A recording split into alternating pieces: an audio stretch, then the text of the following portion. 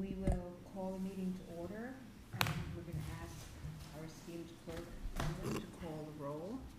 Thank you. This is roll call. Suresh Bhatia. Peggy Briggs. Brian Conway. Kathy Kukolo. Eric Dahlberg. Here. John Garofalo. Here. Pat Geyer. Here. Gerard Jansen. Here. Don Kupka. Here. Lindsay Liss. Here. Carlin Reed here. Paul Rodriguez. Here. Kazi Sadruzaman. Shri Tupel. Here. And Lois Wassoff. Here. We have a quorum. Thank you. As always, we will start with public comment, which is limited to 10 minutes, with no more than 2 minutes allocated to any one speaker. And public comment is limited to items that are not on the agenda. Are there any members of the public present who would like to offer comments? See your hands up, Ryan? Yeah, Select Board Member Bowen is Paul in Bowen. the, I don't know if he wants to. Paul, do you have anything you want to add? No, I do not. Okay. Thank you. Okay. Okay, so we will move on.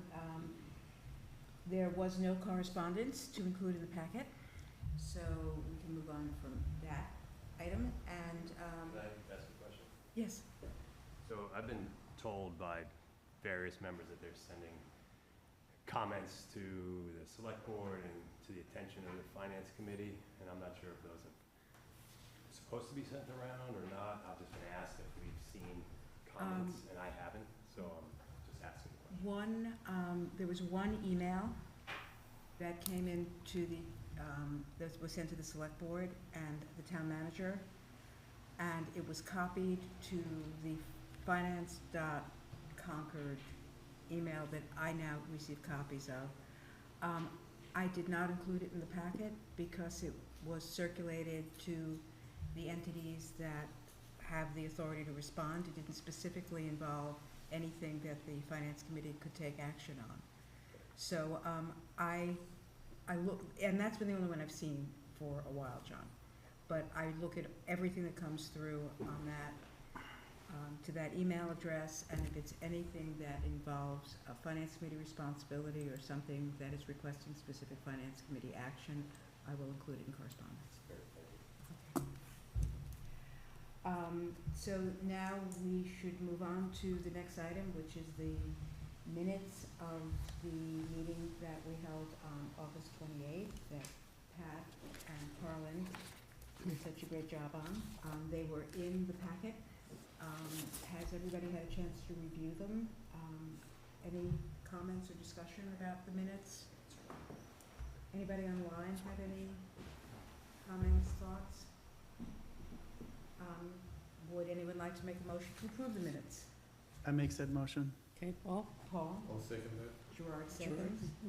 Thank you. Madam Clerk? All right, let's do a roll call. This is a roll call on the motion to approve the minutes of August 28, 2025. As submitted. As submitted. Thank you. Eric Dahlberg. Yes. John Garofalo. Yes. Pat Geyer. Yes. Gerard Jansen. Yes. No, not here. Do you approve the minutes? Yes. Okay. Thank you. Don Kupka. Yes. Lindsay Liss. Yes. Carlin Reed, yes. Paul Rodriguez. Yes. Shri Tupel. Yes. Thank you. And Lois Wassoff. Yes. Okay. Did I miss anybody online? I don't think so. That was a unanimous vote supporting it. Okay. So the motion passes. Move on to the liaison reports. Carlin did her usual yeoman's task preparing a summary of the chair's breakfast, so that was included in the packet. I compiled the individual liaison reports I had received in time to include into a single document. And Sheree, my apologies, I missed yours. I revised the. Yep, no problem. I revised the liaison report to add yours, and I will circulate that to the committee afterward. But that's the only addition to the liaison report as it was. Could we get submitted to the Shree's summary of what he did, what he said? We could, or actually, I can just, Sheree sent it to me a while ago, which is why I didn't pick it up in the materials for the packet. Hmm. It's, I'm just asking. Sheree, do you want to summarize it, or do you want me to just read the summary? It was for the planning board. I can just read what I did, and you can correct me if you want. The Sorry, planning board- it's already summarized, the summary, so if you want to read it, just the highlights. There was, Yeah, it was just, for the planning board, there was a lot of discussion on the Main Street West Concord subdivision and the tree Yeah. removal that was involved in setting up for it, and then a review of action items that the planning board is working on. So I think it's just easier for me to circulate it since it's written up and can easily become part of it. So I'll do that. And Sheree, next time I'll double check before I send it, so. You'll circulate. Does anyone have anything to add? The liaison reports we had were for CMLP, the schools, tax relief, evaluation task force, Public Works Commission, the Land Use Working Group, CPC, and the Concord Municipal Affordable Housing Trust, and the Planning Board. Anyone else have anything to add for any of the groups that they are liaising with? Okay. yeah, I had a question, Lois. Do these groups know that we are the liaisons, or the respective folks are the liaison there? Do they have a indication of that? Yeah, they do. It's posted on our Okay. website. And I think we've discussed this at prior meetings, but I had encouraged everyone to reach out to the chair of any committee that they are liaison for, to make sure that each committee is aware of who their FinCom liaison is. And where possible, it's a good idea to attend the meetings as they're being held. If it isn't possible, Minuteman Network gives us the opportunity to look at them asynchronously. But if you can go, that would be great. We usually don't participate unless there's something very specific that comes up that involves the finance committee. So any other questions about the liaison reports or doing those going forward? Okay, so we'll move on from that. And I guess, Don, why don't I give the brief report on what's going on with the financial policy work group. Sure. We've been meeting basically every 2 weeks. And on our last meeting, which was held a week ago, we have another one next week, we spent some time reviewing our own current reserves policy and comparing it to reserves policies from neighboring towns. So we're starting to put together a sense of what we think the most important elements will be of a reserve policy. And it's really been, 3 of the 4 members are in the room now. Wendy couldn't attend the meeting tonight, but she's the select board representative there. And they're really constructive conversations, and I think all of us in the room are learning a lot. So I'm hoping that within the time frame that we've committed to, by the end of the calendar year, to give a report and to make actual recommendations well in advance of when the warrant closes. I think we're on track to do that. And hopefully that will be useful and will provide the kind of guidance that the select board was hoping for, and provide a frame for how the town could be handling general and special purpose reserve funds going forward. So I think it's really been a a good exercise. And when we start to produce something that, the minutes are posted, so if anyone's curious to see the details of it, you can find them. But when we are ready to start circulating actual suggested language, the Finance Committee will definitely be included in that circulation, so people here will get a chance to get engaged. So, Carla? Lois, do you anticipate the Financial Policy Working Group to be sponsoring warrant articles for town meeting regarding adding money or moving money regarding the funds and reserves? I don't think we're that far along yet, but I think that's a real possibility. I think it's more likely that we would be making recommendations to the select board in the hope that the select board would adopt those recommendations and sponsor the warrant articles. Do you think that's right, Don? I would agree. I also don't know if the policy requires a hearing at town meeting, or if it's something, an authority that's delegated to the select board. If it's their right, then there's no need to go to town meeting. But by January, we hope to have policy drafts that have been circulated, and hopefully there's somewhat of a concurrence of opinion. If not, it'll be out of the question to go to town meeting. Well, and I think, that's actually an important distinction, because I think the select board will have the authority to adopt the policies, but that doesn't create any general stabilization funds or special purpose funds. Right. The creation of those funds requires a town meeting vote. And a So- sponsor for that warrant, for the warrant articles. Exactly. Okay. So I guess the answer to your question, Carl, is that there could be warrant articles creating reserve funds depending upon how this process goes and what we come up with between now and the time the warrant closes. But the policy is something that I think is it's not a legislative matter, but the law makes it very clear that you have to get town meeting approval for the creation of reserve funds, for the appropriation of money to them, and you have to get town meeting authorization to disperse monies from them. Okay, So, that's certainly a possibility that Okay. there'll be some warrant articles. thank you. Any questions about that? Anything else on that?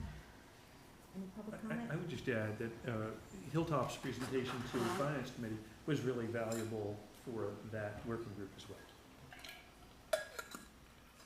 Which is a wonderful segue, No. because the next item on the agenda is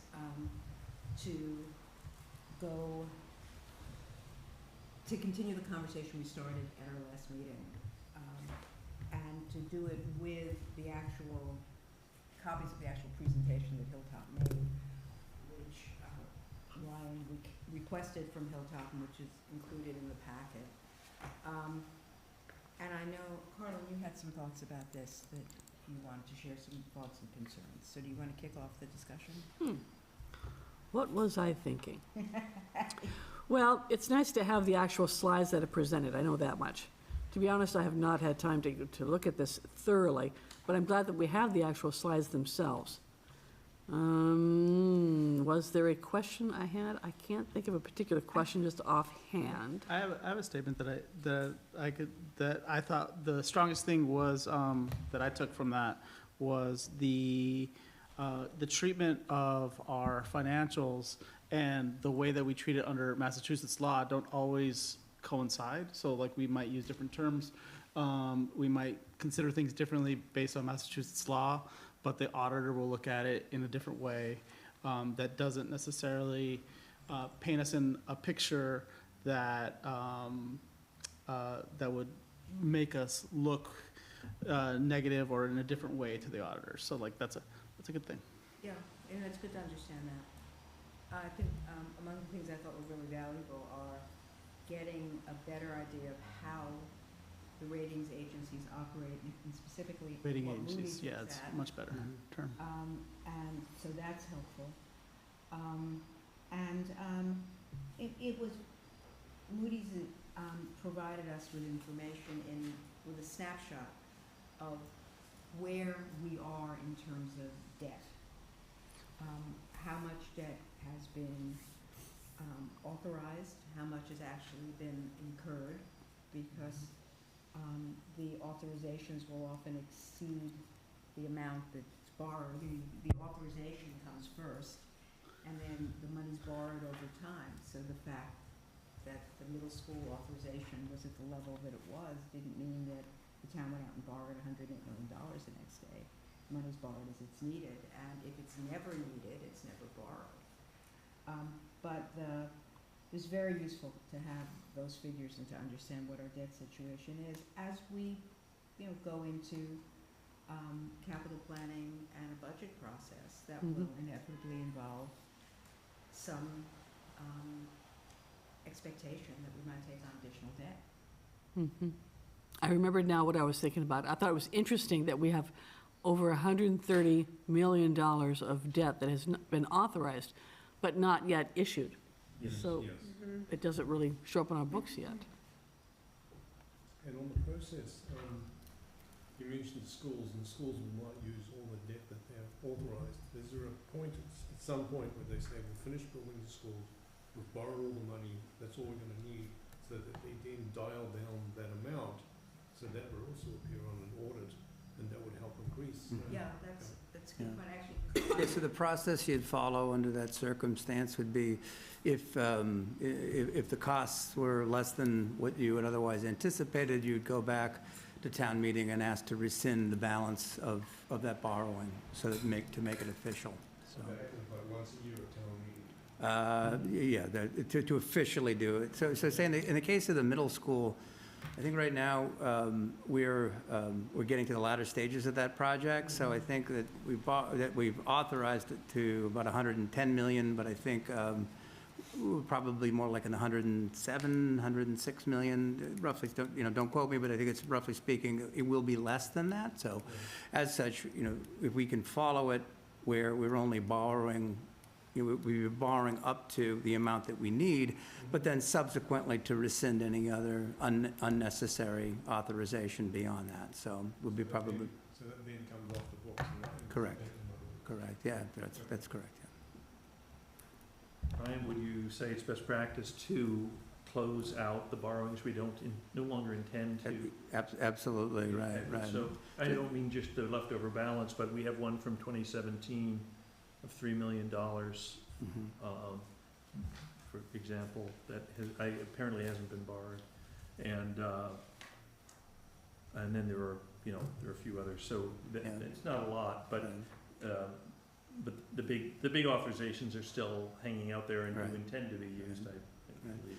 Yeah. And just to get ahead of that too, I think it's something we're probably not prepared to kind of speak to tonight. We have to get to that because there is a gap, and we need to understand better about what is forthcoming. We understand that, and see and really working with our department heads of understanding where we are with these various projects, because there is a gap, and we don't want to be surprised by these things. So it's just not really ready to report on it tonight, but it is something that we know we have to work on and get more information on. So. Yeah, sure. Who has to put forward that ask to rescind it?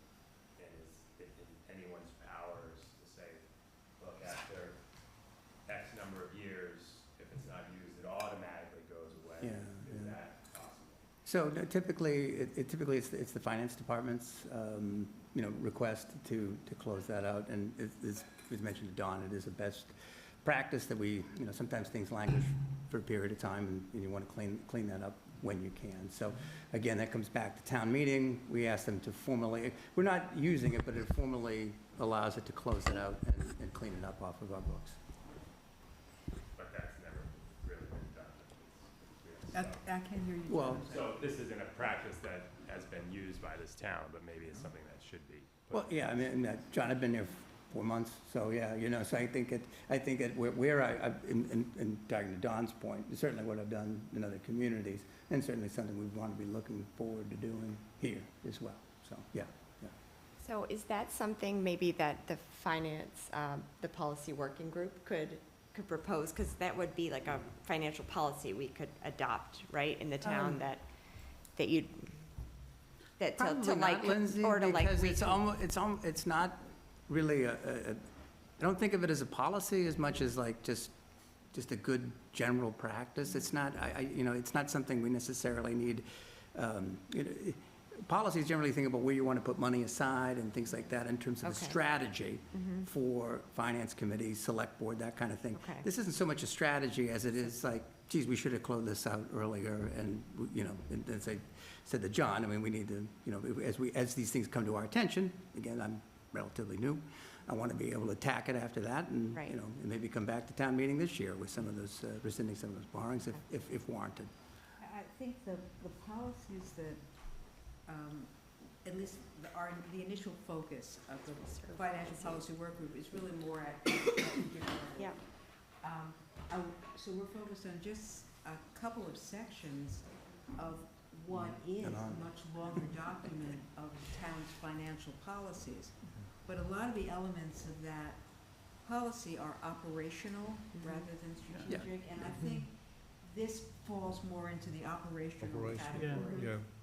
Yeah, I could see how you wouldn't want to necessarily set a practice that you just automatically ask to remove the authority to borrow money, because who knows, like, you would need to know the information associated with the project. It might get delayed for 5 years outside of your control, and it's still a project that you plan on doing, but like, you've already gone through all the effort, and it's still something that's on the And I cusp, think, so. Paul, if I could, too, I think legally, too, it's town meeting that gives the permission for the borrowing, and it's also town meeting that has to give permission to rescind. Yeah, So, yeah, as well. so I just think that should be more of a conscious choice than anything else. And that's a situation that does come up, because you can't embark on a project unless you have money appropriated for it. You can't begin to solicit, prepare an RFP, solicit the bids, get into the specifics of the project unless you know that the money's been appropriated. You can't make commitments to third parties without that appropriation. So it's not unusual, and it's not inappropriate for there to be unused balances for the ask from town meeting to include those contingencies, to be at a level that covers things like you were saying, the time frame of the project, potential delays in the project. So this isn't it's not a one-size-fits-all solution, but it's something that the finance department should be aware of and should be tracking and monitoring. 100%, and I agree with the commitment that, you will periodically go and do housekeeping to make sure that, there are no unnecessary amounts of authorized debt that you don't plan on using, so that's great. And I think one of the reasons that I wanted this on the agenda, even though I don't think we're gonna spend much more time on it, is there are a lot of worthy projects in town. There's people don't come to town meeting and ask to borrow money or ask to have money appropriated unless they believe that what they are doing is in the best interest of the town, and there's always a good story behind it. But we have limited resources, we have realities that we're dealing with in the world, and I think it's a good idea to keep this larger debt picture in mind as all of these good ideas are being proposed. It is within it's among our more specific and important responsibilities that we look at every warrant article that has financial implications and we make a recommendation. Totally agree. Harry, did you want to say something? Yeah, I just wanted to mention, I think most of the authorized but unissued debt is related to utility projects, and most of that is the water enterprise fund. And the major reason why we haven't moved forward is because of the changing PFAS requirements and the litigation that we had with Acton, which actually was settled a few years ago, but at one point we were going to put the treatment plant in the town of Acton. And so I think that's most of the debt, and the $3 million, Don, I'm not sure what that is. I know we had some outstanding for telecommunications as well, but I do think most of that authorized unissued, once you back out anything for the middle school, is all utility related. Yeah. And that's a good example of why sometimes the debt stays on the books longer as a situation takes some time to get resolved. Or as the facts change, like the way, like the fact of the PFAS requirements. Any further comments on this topic? Any public comment? Anyone online? Okay, then I think, Ryan, you're up. We can move on to the next item on the agenda, which is the Finance Department's initial response to our information request. And I just want to set expectations. This is an initial response. So, so we have to prepare ourselves. We're going to have a pretty heavy agenda on October 16th, because October 16th is the earliest that the schools will come to us and respond. But that's also the date that we'll get an update on these responses and information on aspects of the request that the town can't respond to yet because the departments are compiling the information necessary for the response. So, but with that expectation set, I think we can make some progress tonight, so. Ryan, it's all yours. Okay. All right, thank you, Lois. So if you just give me a minute, I want to see if I can, I am sharing the presentation, but I also want to see whether I can also advance it. So just give me a minute here. All right. Okay.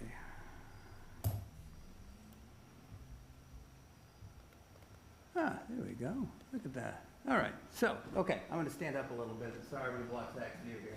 So, first of all, this is the annual budget data request was provided to all of you on Tuesday.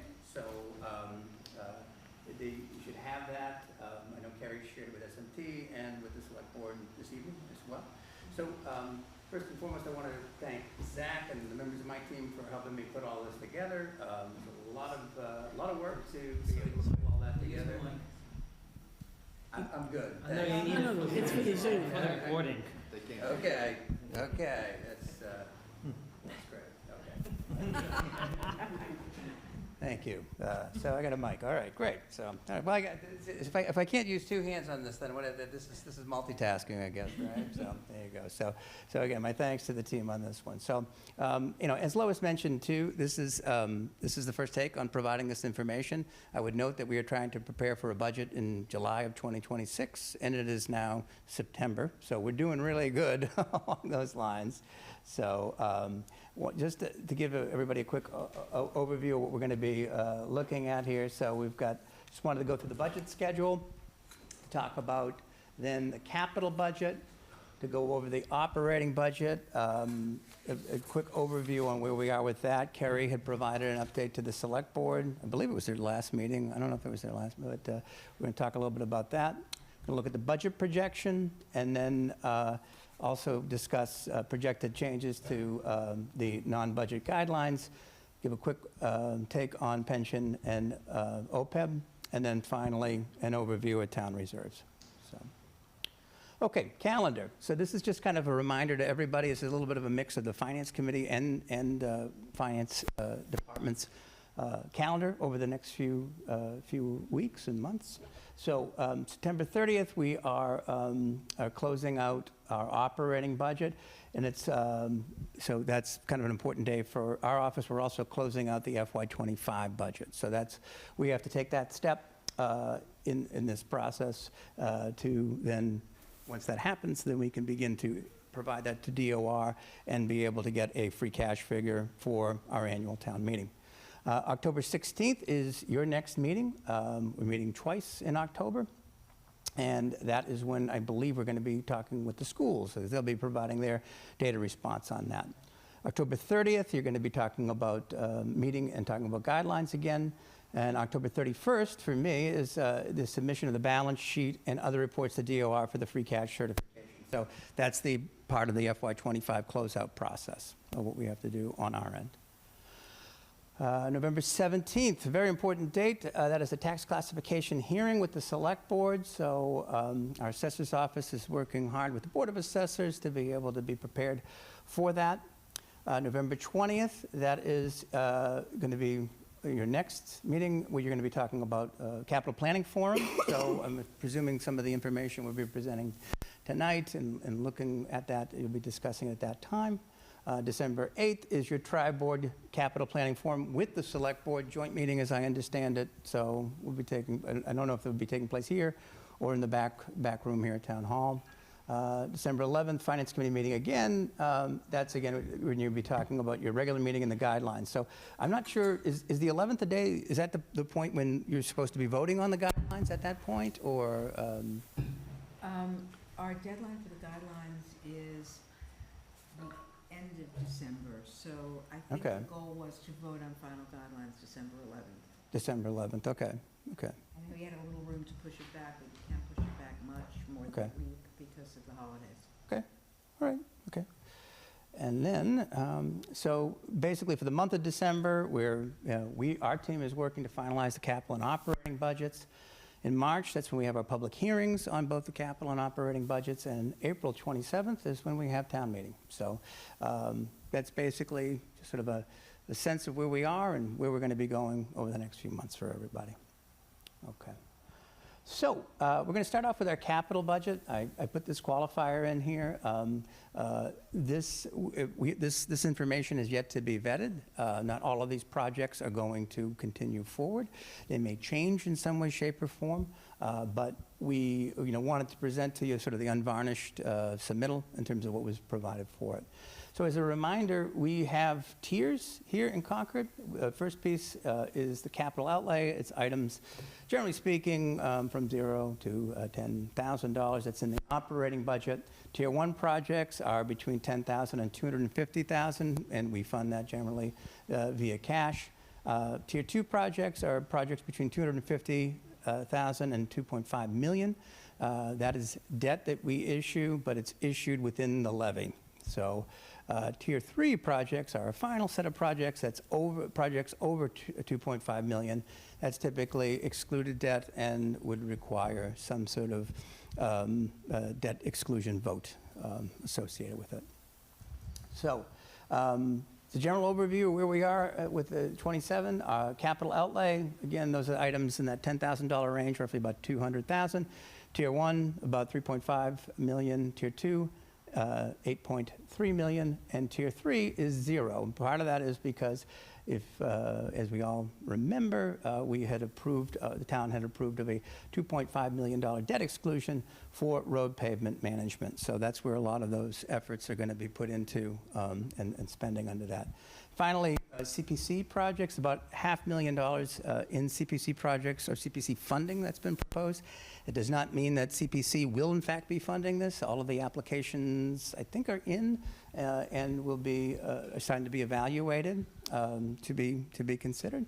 So, so if a project that is proposed to be funded under CPC is not funded, we would have to then reconsider that. It may get delayed, may have something else that needs to go on. So yes, Lois. Yeah, just on CPC, if you look, for the members of the committee, if you look at the liaison reports, there's a liaison report on CPC, Peggy, and the interesting fact is that CPC received a little over $5 million in requests and is expecting to have about $3.4 million to allocate. So, and among the requests that went in was a request from the schools for the amenities building for about $1.4 million, and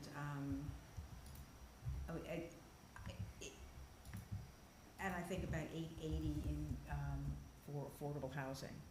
So there's, Yeah, there's you a beat me couple to the big punch. projects in there, and then a Yep. lot of smaller ones. And CPC has not, as I understand it, CPC has not yet begun, as Ryan said, Yeah. its analysis of the request. But this year, there's a big Mhm. difference between what's being asked and what they Right, anticipate. right. resources And this are. doesn't include the, I think now 1.4 million, that they're looking for the amenities building, because this is just the general government projects Right, and yeah. not the school ones. Yes, Don? The number for tier two, is that the number to be borrowed or the resulting total debt service? That is, that's just the project cost. Okay. Is what it, yeah. And the number for tier one, is that town alone or town plus Concord Public Schools?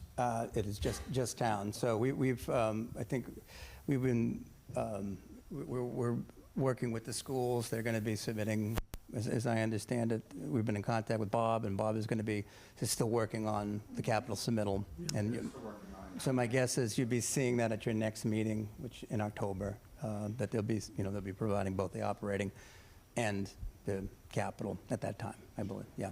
Thanks. Okay. Okay, so, all right, so we're breaking this down by division, information systems. They've got 11 requests. Some of the notable items are server upgrades, town building and property surveillance, and townhouse AV equipment and replacement. Maybe they can get me one of those mics, maybe. What do you think, Zach? Maybe? I don't know. We'll see. I don't know. I'll ask for a $90,000 one, see if I get in trouble, but okay. Economic vitality and tourism. This is an example of some of the things that come in that, the unvarnished part of it, right? So this is a request for a 6-passenger electric vehicle to support visitors, so $150,000. I believe this was something that was rejected as part of the process last year. Maybe something that we direct them to look at for a grant or some other funding source, but again, unvarnished, this is an example of that.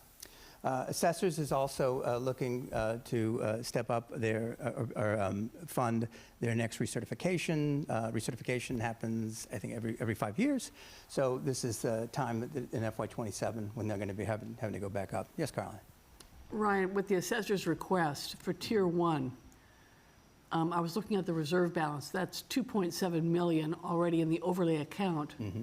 And your budget is asking to contribute another 500,000 to the assessor's overlay account. Are you saying that this 90,000 is in addition to those two figures? It at least as proposed. As I said, it's unvarnished, but I would tell you, but Carlin, if I may, it's actually interesting you bring up that up, because Kerry and I were talking about that as well, because one of the things when we get down to that portion of looking what the balance is in the overlay, it is probably an opportune time, as it is every year, to ask the Board of Assessors as to whether or not they'd be opening up some of that funding to make it available to us. And this certainly would be a very reasonable thing to fund along those lines. So it's a good suggestion, and it's interesting because we were just talking about that earlier today. So planning has one request. They're looking to update their comprehensive long-range plan. I can't remember when the last master plan was done in town. I don't know, Carrie, if you know, but it's about that time to update. So, right. So it's generally speaking when you'd be looking to update that. Natural Resources has 5 requests. The main thing is they were looking to replace their vehicle, which is a Ford F-250. Building inspections, request for a new electric vehicle to replace an older gasoline vehicle. My sense is that whenever the opportunity presents itself that we can upgrade to an electric vehicle, we try to do so in town, in keeping with our overall commitment to a green fleet. Library has 2 requests. One is for RFID technology replacement and computer upgrades. Senior Services, passenger van replacement for the Council on Aging. I saw that the plates were picked up today, so for the current van that they just replaced, so that's good news. So, and this will be a second replacement van for the Council on Aging. Let's see. Okay, Recreation has 2 primary requests. It's Emerson Courts improvements. It's a full replacement and a ride-out courts improvements. So that's the second one is feasibility and renovation. So both coming in around $1 million. Police had 14 requests. I'm assuming this is an annual thing to replace the police interceptors. One of the things to keep in mind with police vehicles, they are almost like a consumable because they're using them on a 24/7 basis. Officer finishes their shift, they turn it over to another person, so it gets much more use and much different use than what you would for, say, your own use of a vehicle like this. So as such, the regular turnover in this case is a very normal thing, and it is a cost that many communities have to take on. Taser upgrades, and they may not be upgrades, but basically these are licenses that we have with the Taser company, so that's something that we need to plan for. And then a all-terrain vehicle at $33,000. Can I ask on that Sure. one specifically, but it's a general question. Mm-hmm. When something like that is, the Taser is an annual license, Mm-hmm. wouldn't that be in the operating budget? Well, it depends. It depends. This has sort of evolved over time. It used to be that you'd buy the tasers and try to make them last as long as they can. But it's really only one game in town. Is a company called Axon, and it's turned into that they're using more of the rental model or the subscription model so that they'll provide you with it. So it isn't. I don't think that it's necessarily anything that. We would want to assume because there may be a change in tactics at some point. Right now, yes, it is coming back on a regular basis. So, for it to be in the capital, especially under Tier 1, it's not anything I think to be unreasonable. Okay, so fire, 13 requests, a mix of different funding sources here. As you can see, they're trying to do some more with grants. That's one thing with public safety that they can take advantage of that a lot of other departments can't. Yes, Lois? The revolving fund, is that an equivalent of a reserve fund for them? I'm confused by that. Yeah, what was, do you remember what that was, Zach? There's a revolving fund? Oh, the ambulance, yes. Oh, Yes, it's the ambulance. ambulance revolving fund. Thank you, Zach. Yes, thank you. So it's taking money out of the, Mm-hmm. right, they use the Right. So, collect? right. So the ambulance fund was established in 2024, and we're going to, when we get to the end of the list, we look at some of the reserves, we'll see that's right about to $1 million. So Carrie, myself, and the chief met earlier this week about, as we stand up the ambulance as they move from basic life support to advanced life support, what sort of costs we're going to be seeing on that front, as well as what sort of revenue we're going to be seeing on that front as well. We had presentations about that last year. Right. Didn't we, Karen? Mhm. Where they were explaining the upgrading, yeah. Right, so, okay. So passenger vehicle replacement, I'm assuming this is for multiple vehicles. Fire station alerting system, this is how we bring staff back into the department when there are emergencies. CPR chest compression systems, those have become much more a little bit more advanced now, and I know when we talked about when they move to ALS, what sort of expectations they're supposed to be having on the truck and the equipment, because it's not the same type of equipment that you'd have with BLS. Breathing air compression system, and then, of course, the ambulance replacement, which we just talked about. Dispatch. So one of the things we're trying to change with dispatch a little is to be able to kind of stand it up as its own division within public safety. We have a new director, and with that is coming in his vision and his sense about what he wants to do. So there's some new things here, dispatch console furniture, public safety radio upgrades, and upgrading our medical dispatch software. Basically, part of what that is that if someone were to call with an issue, they basically are, they have protocols within that.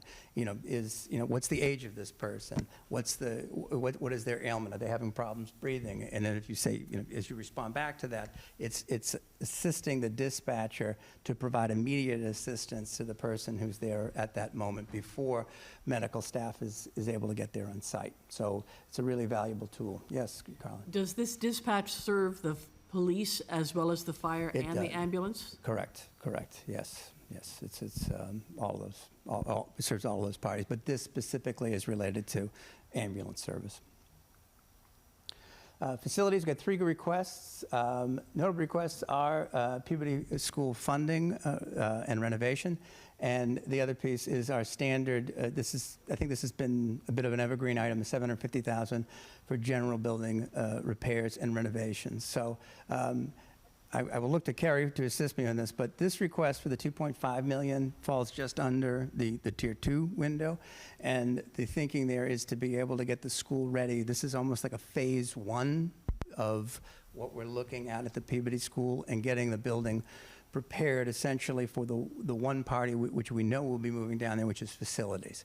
But over the long term, you'll see there's a separate line item in the capital budget for build out of and renovation of the Peabody School. So I'll be really brief, because I think we'll talk about this another time, but as I recall, we only moved facilities in there to save money on insurance, because otherwise it'd be a vacant building.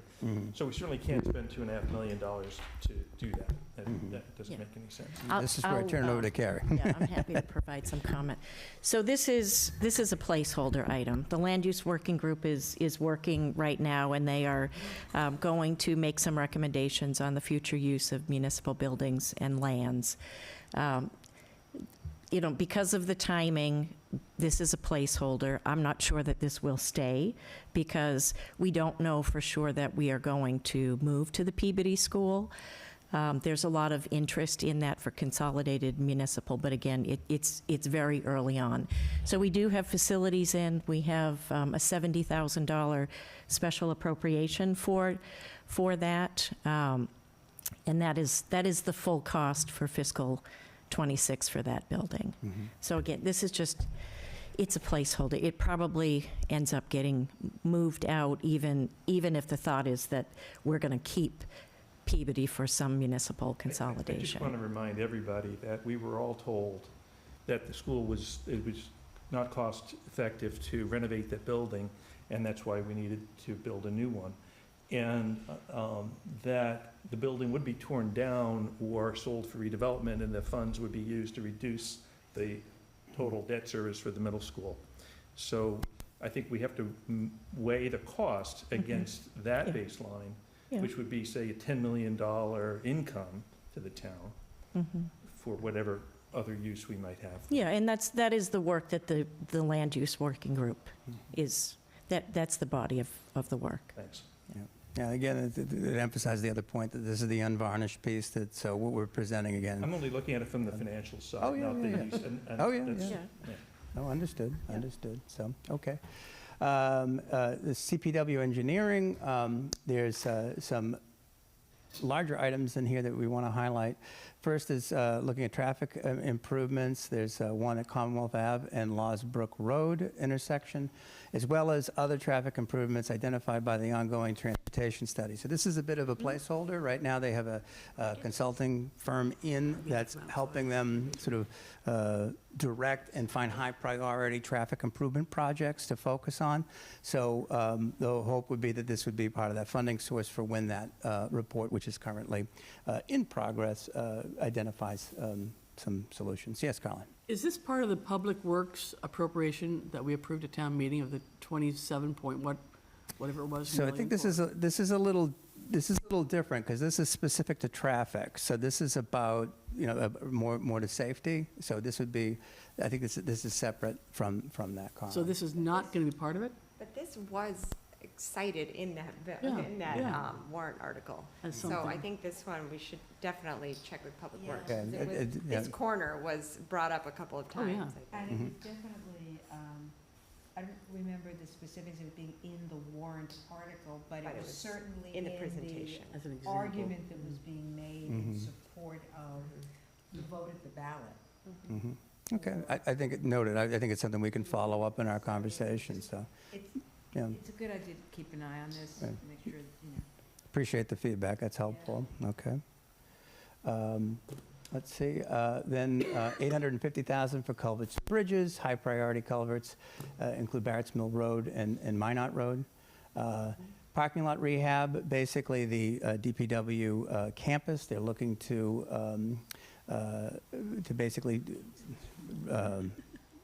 revamp the pavement there. Would be a mill and overlay.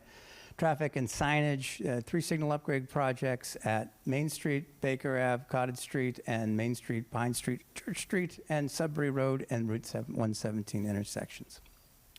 I think just as a general matter, all of those requests are gonna get a certain amount of, questioning about what's the relationship between the money you're asking for Yep. here Mhm. and the money that was Mhm. approved as exempt borrowing. So Yep. we're gonna, I guess that probably Yep. is a heads up to Alan Cathcart. He'll- Sure. Yeah, I mean, these, again, it's really timing. This is where we are in the process. I'm sure it doesn't surprise you that departments submit requests that don't survive through the process. If we were coming to you a month from now, maybe these things wouldn't even be in them. But I guess I would just ask that you keep in mind that we are at the point in the process. I think September 15th was the last day for Yeah. departments to enter. So Ryan and team have only had a few days to even go through. Yeah. That's Carrie, understood. I think this is a great example. We know that bond issue wasn't going to cover all of the needs of the town, but it's a big ask already for the town Yes. to absorb. But to take that and then also continue the $2.5 million a year of Tier 2 Well, no, you for the figure it roads out. would be kind of, No, but I think it's clear that that's not what's happening. I think these are specific asks that we need to look at, but I think, Talking about. what I took from Ryan's presentation is that we're saving borrowing because it's already covered by the, well, these are Tier 2 items that they're Yeah. proposing, yeah. I think for the interest of time, I think Yeah, I'm sorry. again, Yep, fair that's why we qualified it. We know, I joke that departments put in their dreams and I come in later and wreck them. So, but, that's part of our job too, as we go through this and vet the process. So, Yeah. for highway maintenance, this is mainly equipment replacements for some new purchases, vehicle replacements and loaders. Parks and trees, again, replace a chipper and a tractor. Cemetery has 4 requests, looking for Sleepy Hollow expansion and roadway construction, as well as to replace the a 2023 screener plan. Yes, Caroline? Are these cemetery requests going to be coming from the cemetery fund? So that's, we have that meeting next week, don't we? So- With Alan, yeah. So this expansion project, this is the first time I've seen an expansion project over there, and I think we'll have to talk about the funding. So we do sell lots, and I would assume that we need to be looking at the lot sales to support the expansion, the lot sale revenue to support the expansion. But again, this is year 2 of trying to be very comprehensive in putting the capital plan together with all funding sources, not just general fund. And so this is why you're seeing some of the things like this. And we are meeting next week. We are going to be meeting with Alan and the cemetery team, talking a little bit about their operating budget as well as their capital needs, and this will come up then, I'm sure, at that time as well, so. Okay, sewer. So the items they have here, larger scale, are the standard inflow and infiltration. This is basically water. They want to seal pipes to make sure water isn't getting in there to the pipes. Wastewater treatment plant equipment, station equipment, and then the big item here is capacity treatment optimization and MCI. Again, this is probably something that, more premature. premature probably, but one of the things that we need to talk about, and again, we know we're going to be sitting down with the DPW side of things. So unvarnished information coming. And good to have it early to look at, because that's an important. Yeah, it is, and this is something too that when Carrie addressed the select board in terms of other strategic issues, and one of the main things was understanding the future of potential expansion for wastewater and what that would mean in terms of development within the community, and what, and this obviously ties into that too. Let's see, did I go back one more? Yeah, okay, we got that already. So water, 14 projects, Nagog Pond intake and treatment facility, some upgrades there, PFAS improvements, and water main replacements. So some of these two items, we have to kind of figure out. I think we were mentioning earlier the monies that have been borrowed for the treatment plant, whether or not these tie into that, and debt that's already been approved. So again, we're going to be sitting down with them and vetting some of these, especially because these are larger projects. Light plant, main things they're looking at are line upgrades to the line transformers, underground electrical conductors at about $1 million, and metering domain relays. So be able to get the meter information in an accurate and timely way. Related question on that. Sure. In your earlier presentations, it seems like everyone's trying to go to electric vehicles. Mm-hmm. So is there a thought on building the infrastructure to be able to charge all those vehicles within the town infrastructure? Might be a better question. Carrie, I don't know if you want to try to take that. I don't want to put you on the spot, but I know there's been a lot of thought and planning on that. Yeah, I mean, I would direct you to any conversation at the Municipal Light Board. They meet pretty much every other Wednesday. They talk about all of these issues in detail, and they talk about system upgrades, and it's actually a very interesting meeting, probably one of the most interesting meetings that I go to each month, so highly recommended. Okay. Next up is the Beatty Center. I think they win the award for the highest number of submissions for FY27. So gold star for them. Items they're looking to address is replacement of cardio equipment, UV light system in the pool, and parking lot patching and partial paving. So that pretty much wraps up our capital. There's a lot there. We're still working on it. It's just been what's submitted, but we wanted to share it with you. It also is in the packet, as well as all the other out years there that we're looking at. So, so that's the start on that front. So with that said, as I mentioned, Carrie, at the September 15th Select Board meeting, talked a little bit to the board about some of our goals and objectives. Carrie is here. Do you want to, I don't know if you want to take this, Carrie, or you want me to try to at least turn? I can do that. So our free cash as of July 1, 2024 was certified very late in our budget planning process, and it was certified at about 15.9 million, which was higher than what we had anticipated. Could you go to the next slide? In looking at that, there are a few adjustments that I think need some further consideration. These adjustments would not be an adjustment to the certified free cash, but they may come in the form of warrant articles at town meeting to make some adjustments. So the first thing that I wanted to mention is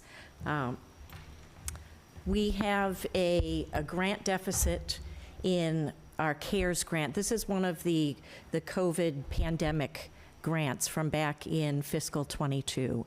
So we received money from the federal government in terms of CARES grants. We also received or had the ability to have FEMA pay for some of our COVID-related expenses, mostly related to public safety response and Board of Health response.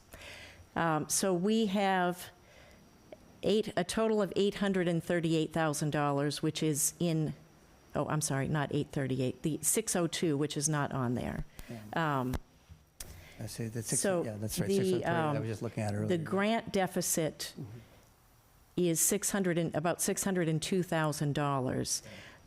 The reason, so when we receive federal funding, because the federal fiscal year is different than ours, it's 10/1 to 9/30.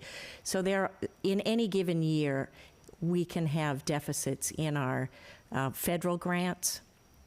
And if you look on the free cash certification, you can see any deficits that we have in grants.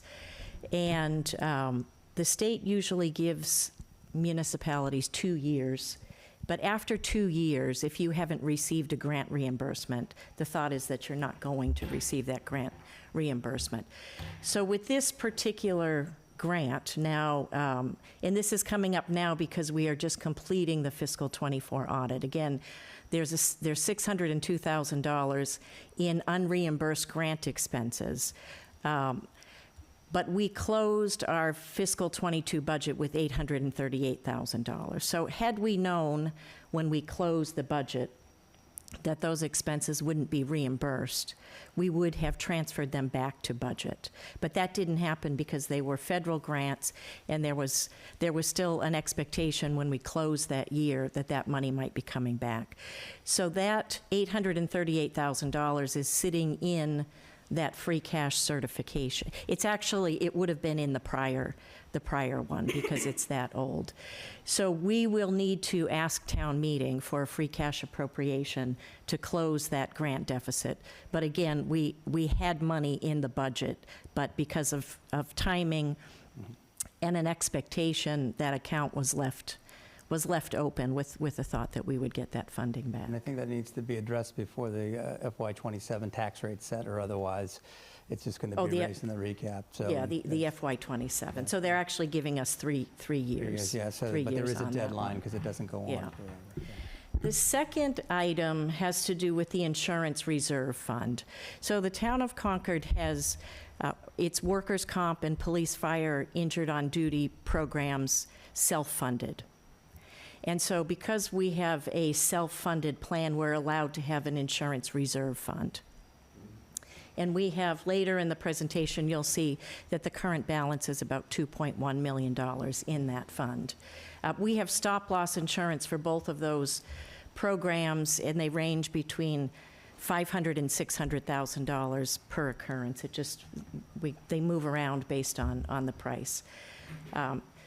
So in accordance with the Insurance Reserve Fund, anytime we have a remaining budget appropriation in insurance, we transfer that to the reserve fund. If we have an overage, we can also transfer out of that fund.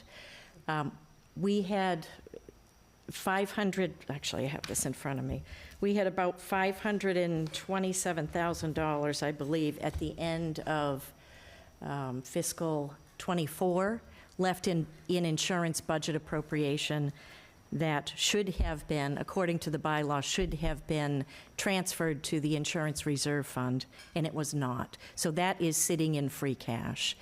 And because we have those high stop loss, I feel that it's important to be able to capture that amount and put it in the insurance reserve fund.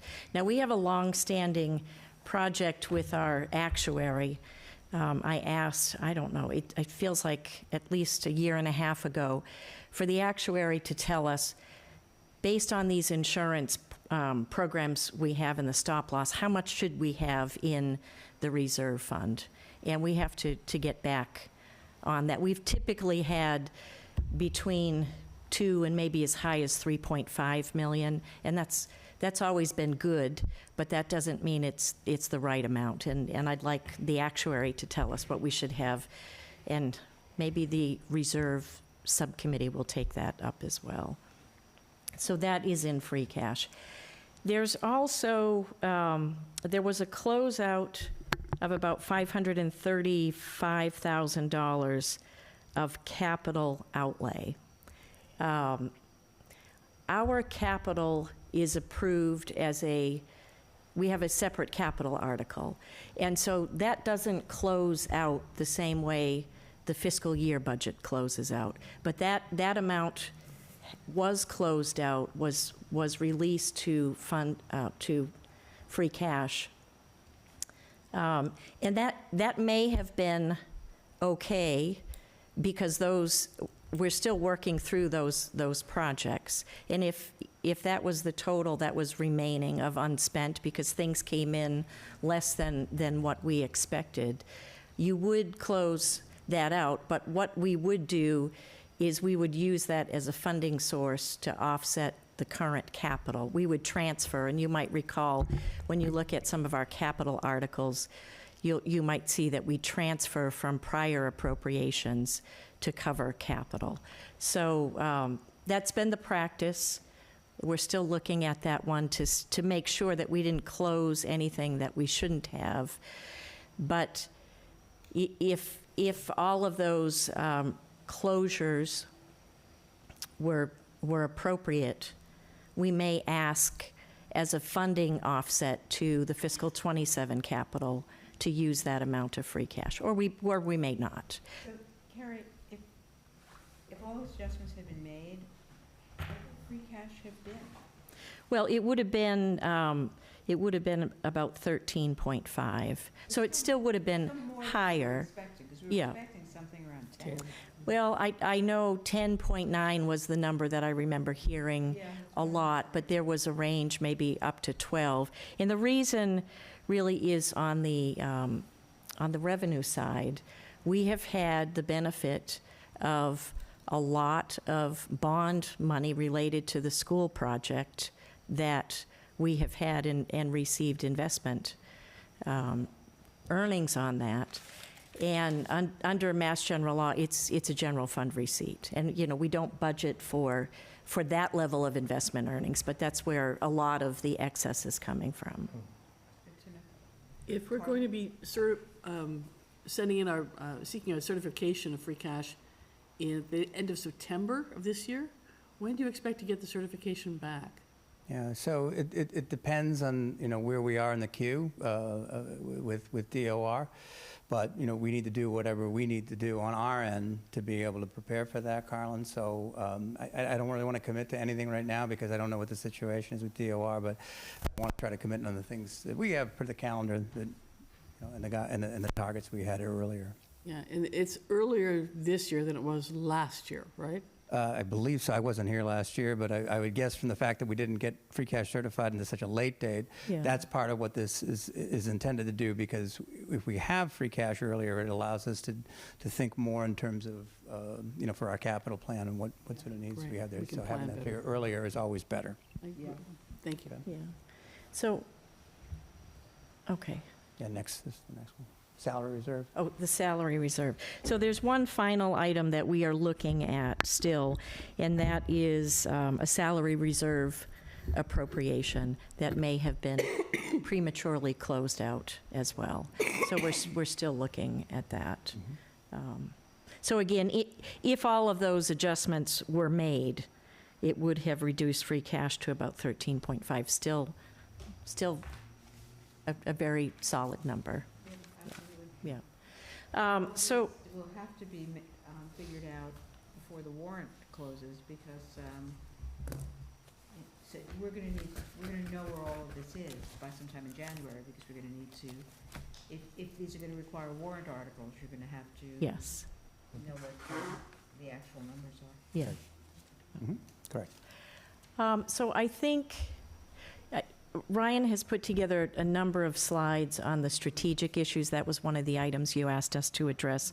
I'm going to talk from the one page I have in front of me, just to maybe make up some time here. So when I was looking at our strategic issues, I came up with two different categories that I wanted to talk to you and the select board about. And the first is organizational and service delivery priorities. And the second is community infrastructure challenges and opportunities. And so I've come up with three items in each of those categories. The first in the organizational and service delivery priorities is this notion that we have a lot of different master plans. We have our Envision 2030, which is our main master planning document, but we also have planning documents. We have a climate action plan, a recreation strategic plan, we have a housing production plan, and a lot of other plans, and they all have goals identified in them, and the goals don't always line up. Sometimes they are at odds with each other, and it really would be helpful, as resources are tighter than they've ever been and our capital needs continue to be strong, if we could, as a community, come together and decide, you know, what our strategic plan is on an annual basis. I know this is, and when I talked to the select board about this, we spent quite a bit of time on this. I know I'm oversimplifying this because we have, 65 boards and committees and probably 20 plans. So it's a process, and I think we need to start, and I hope we get better over time. But in order to make sure we are funding, being the best stewards of our financial resources, I think we need to have a plan that we agree to and update that on an annual basis. So that is one item.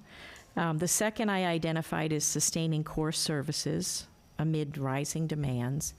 And the thing that I say to the select board every year, when we go through the budget process, it's, where can you cut?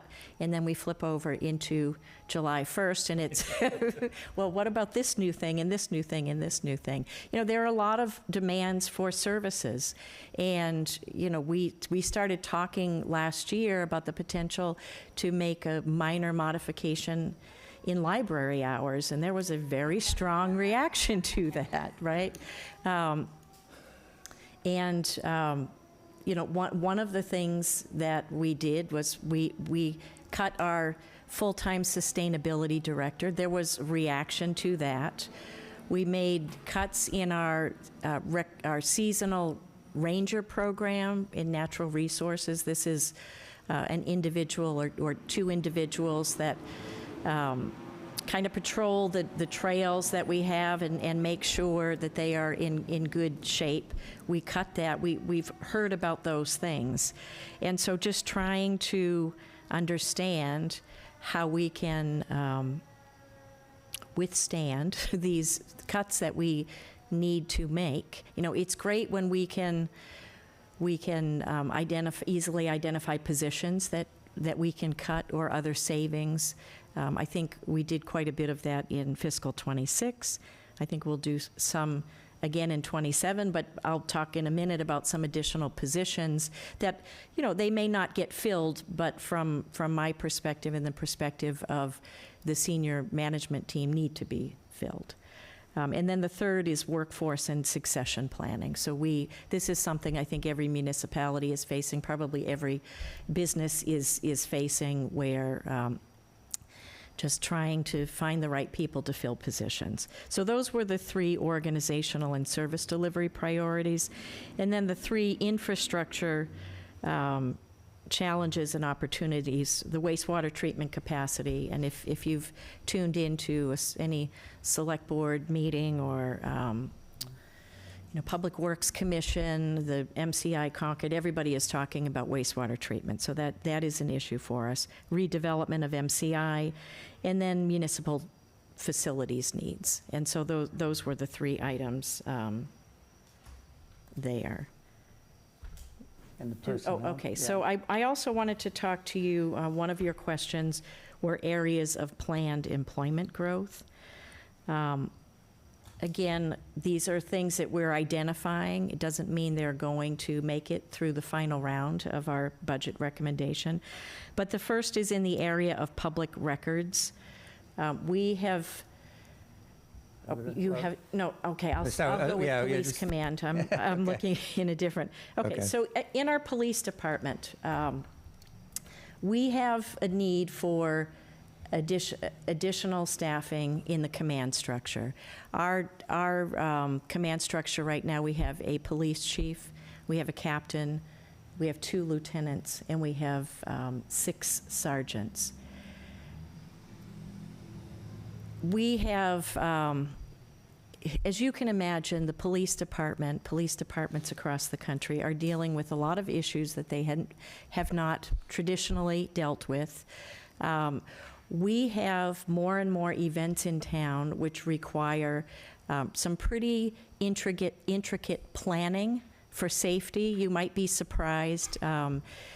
Obviously, the 250th, we had a very significant public safety planning. But even for some of these smaller demonstrations, we had one this past this past Sunday, and I believe there were about 500 people in attendance. We have another one coming up there where we understand there might be 3,000 people in attendance. These all require planning to keep people safe. So it's difficult when the chief has to spend time, when he can't spend time on these higher order issues. So this is an issue for us. And again, I'm not sure that this is something that's going to get funded, but we do see a need for that. The public safety business manager, our larger departments have dedicated business managers. Public Works does, the light plant does. This is one that if we are able to institute this would cover police, fire, and dispatch. And we do see this as a particular benefit. There are a lot of grants that are available, public safety grants. I think we've been very successful. I think we could be more successful if we had some additional horsepower in this area. Okay, so then the public records issue. And I don't think we have the table in this presentation. I did present that to the select board. We just have an increasing number of public records. Let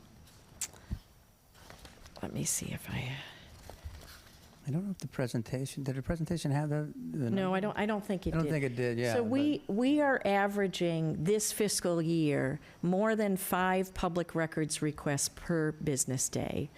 Our public records process is managed by our municipal archivist. This was supposed to be sort of an extra, an added duty, which is taking more than 50% of his time. So here, if we were to hire somebody part-time, the cost would be about $40,000. If we hired somebody full-time with benefits, obviously significantly more. But this is an area of concern of ours because one of the main duties of the archivist is to digitize records, to make them more publicly available, and he's just not able to do that. So again, here, we're taking a look at some of the cuts that we made in fiscal '26. I mentioned the Ranger program. We did cut overtime in the fire department. Those together were about $100,000. I would be looking to see if I could reincorporate those in the fiscal '27 budget. And then one new item we have for fiscal '27 is a cost of living adjustment for non-union employees. So back in fiscal '24, we implemented a new class and comp plan.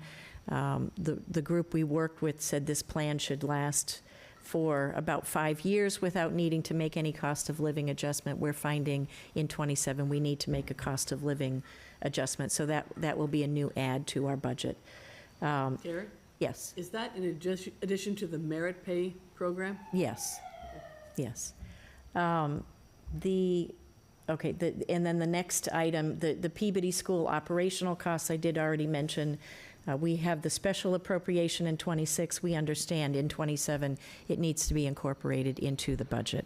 I will mention we have already identified in the early stages of planning for fiscal '27 one FTE reduction, and we have some additional software licensing reductions over the current year in addition to what we've made in the past. So those were the items that I was going to mention. And as Carrie mentioned too, some of those 3 key things, which is wastewater, MCI Concord redevelopment, and then the land use working group, which is working to provide an update in FY26, which is looking at all of our municipal needs and going to be making some suggestions on that. Carl? The finance department, how are we doing with staffing that? Where are we with that? Right now, I think it's adequate. We're not requesting any changes from that here at this point. We So- already fill a certain vacancy. Yep. So we're advertising for 2 vacancies right now. That's out, and that's all happening right now, so coming along, so. Okay.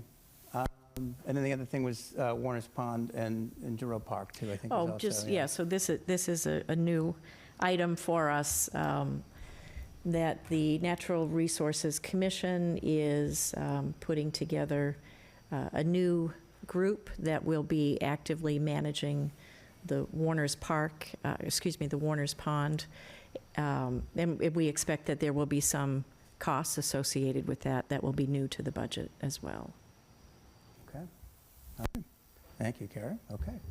All right, so we're going to shift gears a little bit, and we're going to be presenting some information about our 5-year projection. This is one of the items that we've provided to you, and this is a little bit of a blow-up from that. So, we start with our revenues, as we always do. In terms of the assumption on property taxes, our calculations based on a 2.5% increase from the prior fiscal year levy limit, plus new growth, which essentially in the purposes of our model is straight-lined at $1 million. It's basically what we've been sort of receiving on average. So we're not accounting for any new major projects, but really more of standard fare, if you will. And then subtracting on our debt exclusions. As far as state aid goes, the presumption here is a 2.5% increase in state aid. Historically, that's where we've been, but that can also change. That can also change in the middle of the fiscal year, for which sometimes we have to make adjustments. So it's an important part of our revenue structure. But that's what we're projecting here at 2.5%. Local receipts and other sources, that was provided, all the data of the different line items that we receive revenue from, that was provided in the backup data, and that serves as the basis essentially for our revenue calculation. For town government, for the most part, it's a presumption here for the 3% increase throughout all of our line items. So this is inclusive of salary and expenses for each of our primary departments. I want to come back to this, but this is also part of the projection, and this gets to the questions about what sort of what do we see in terms of what's outside of the budget guideline, and what are we seeing on that front. So I'm going to come back to that, but this is also part of the projection. Then we have debt service. So we plug in the debt service. I want to note, we talked a little bit before about debt that has been approved but hasn't been executed on. This model does not include that. It only includes the debt that we've actually incurred and that's on the books, and also does not include anything as it relates to future Tier 3 projects. I just want to put that qualifier here in terms of what the projection is intended to cover and what it does cover. Finally, not finally, but we also have here our schools, Minuteman Tech, we're presuming at 3%, Concord Public Schools at 3%, similar to the town's limitations. We did, however, want to, at Concord Carlisle Regional, that's at 4.5%. We're going to talk a little bit about what the insurance situation is, health insurance in particular, a little later, but we wanted to give them a little bit more flexibility within that, and so that's why the additional 1.5% here. So when we, and then capital outlay, we talked a little bit about this. This is essentially town budget, CPS budget total, and then this is our FY26 budget and FY27 budget moving forward. So this is 3% of that we raise and appropriate, essentially. So where this leads us to, I should hit on a few other things. This is our OPEB assessment. So we make a contribution to OPEB. We're going to talk a little bit about that later on, but a last report, and the report was included in your budget response, had it as we're about 61% funded for OPEB. But this is presuming we're making a continued contribution here on OPEB to that to, again, meet our full funding objective.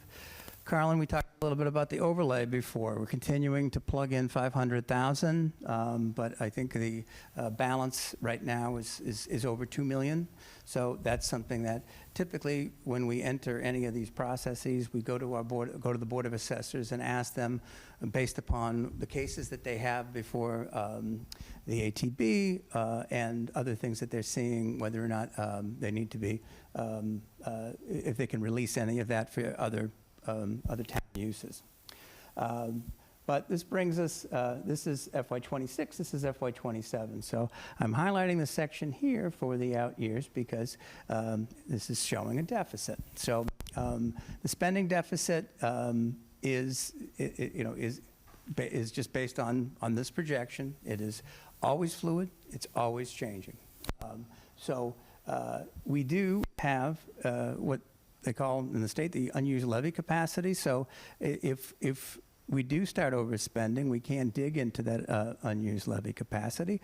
We don't presume that because we still need to live within the guidelines that the Finance Committee ultimately provides us. But what this really tells us here is that we need to continue to be conservative in terms of how we plan for the future and bringing on staff and what all that means in terms of how we plan for those out years and think sensibly about those needs and balance those things out. So this is again in your packet. So I said I was going to come back to this, and these are the projected changes to the non-budget guidelines, and I want to talk about this a little bit. Group insurance is essentially is health insurance. So we are a member of MIA. They are a regional municipal, well, they primarily serve municipalities and other forms of government to provide health insurance. They're essentially, it's a group pool, and one of the advantages that they have is that because they're essentially working for the municipalities, they essentially can cap what some of what those insurance costs will be. Now, for example, in last year, their range was between 9 and 19%. So if I was a community with a high usage rate that maybe would be looking at, say, 25%, I would be protected in that case. So the municipality that I came from, I, unfortunately, as a MIA member community, fell exactly at 19%, which probably tells me that if I wasn't part of MIA, I'd probably be paying something higher than that. Now, when you come back to your employees and say, this is a 19% increase, it's never a good conversation, and it is a challenge. And we have an active group here that regularly meets management and employees about looking at different program changes. They just met recently, and even with this update, I don't believe there were any changes that they were making from that. And people are generally pleased with their plans, the Blue Cross Blue Shield, but it is something that, as a pressure point, we're going to continue to see this. So that's why we have it at 15% annually. We are no different than any other entity who's dealing with healthcare issues. And even though we're part of a group plan and share that risk, there are still significant costs associated with that. Similarly, we are also part of MIA, their property casualty group here. We've already been informed in terms of what we should be budgeting for next year, about a 10% increase. So I think a lot of that has to deal with in talking with the group about these issues nationwide with global warming and other issues with massive losses in the insurance arena, and these are the types of things that we're facing here as we come into the new year. So when we talk about areas that are going to fall outside of our standard guidelines, these are really where I see as the pressure points moving forward. So, okay, all right. Moving on from that, if anybody has any other questions. So, okay. It was very helpful. Pension and OPEB. So we provided the latest reports for retirement and OPEB in our response back to you. So retirement, we have, basically, we update this annually, and the OPEB we do every other year. So both of these are due to be updated for the upcoming year. Last update from retirement, our system, where we were 90.2% funded. And in OPEB, we were at 61.3% funded. So this is something that we need to, continue to monitor and observe. The goal for retirement, the state has set a deadline of 2040 to be fully funded. Right now, based upon our most recent schedule and with the retirement board, it looks like we'll be funded in 2032 is what we're looking at. So that has changed at different times. We were hoping for earlier points, but it's certainly a goal for us and to continue to push for that. So, so again, I think a lot of communities seeing this would be quite pleased.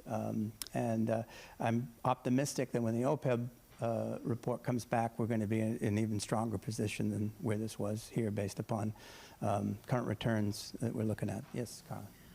I seem to recall reading in your report that the OPEB discount rate was changed from 6.75% to 7%. And that has an impact on the liability that the town will owe for that. Right. Are we going to go back to 6.75%, or are we going to stay at 7%, or what's the forecast for that? Well, I can't really speak to that, but I think that everything gets reevaluated every year, in terms of where we're at. So, like as I said, even with retirement, at one point we thought we'd be, I think we were talking to Carrie earlier, we were thinking 2028 or 2029, and that adjusts, right? It kicks out a little bit more. So there are always other factors in terms of, for retirement, it's, what are employees getting paid? There are many, many factors in terms of what it is. Who makes the decision on the discount rate On the discount for OPEB? for OPEB? Mm-hmm. Is that the town manager? No, yeah. We take the recommendation of the actuary, and they don't necessarily say a specific number, but they'll give you a range. And, it comes from the actuary, not the town manager. Right. I remember it was discussed at the Financial Audit Advisory Committee repeatedly. Yeah. And they changed it from 6.5 to 6.75, and now it's 7.0. I'm just wondering if 7.0 is still an accurate or an appropriate number.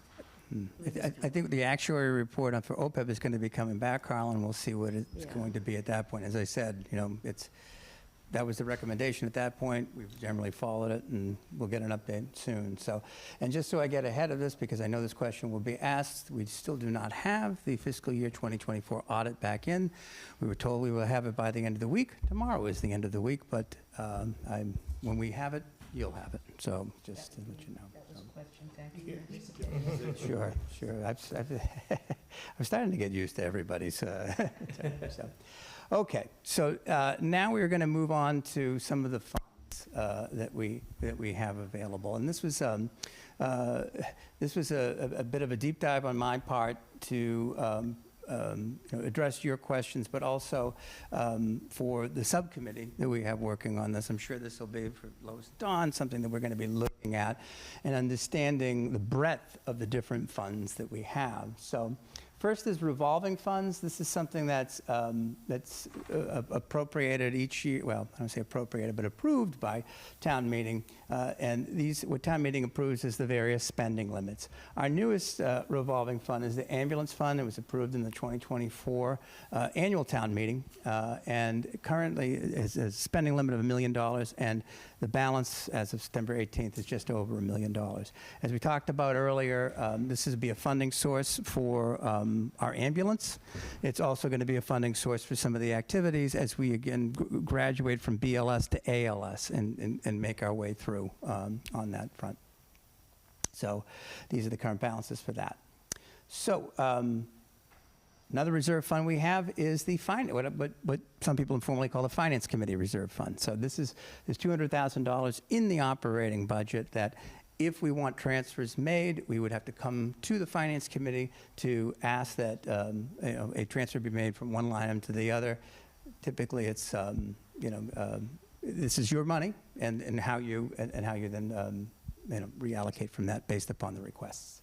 So that's one type of reserve. Yeah. So we also have a general stabilization fund.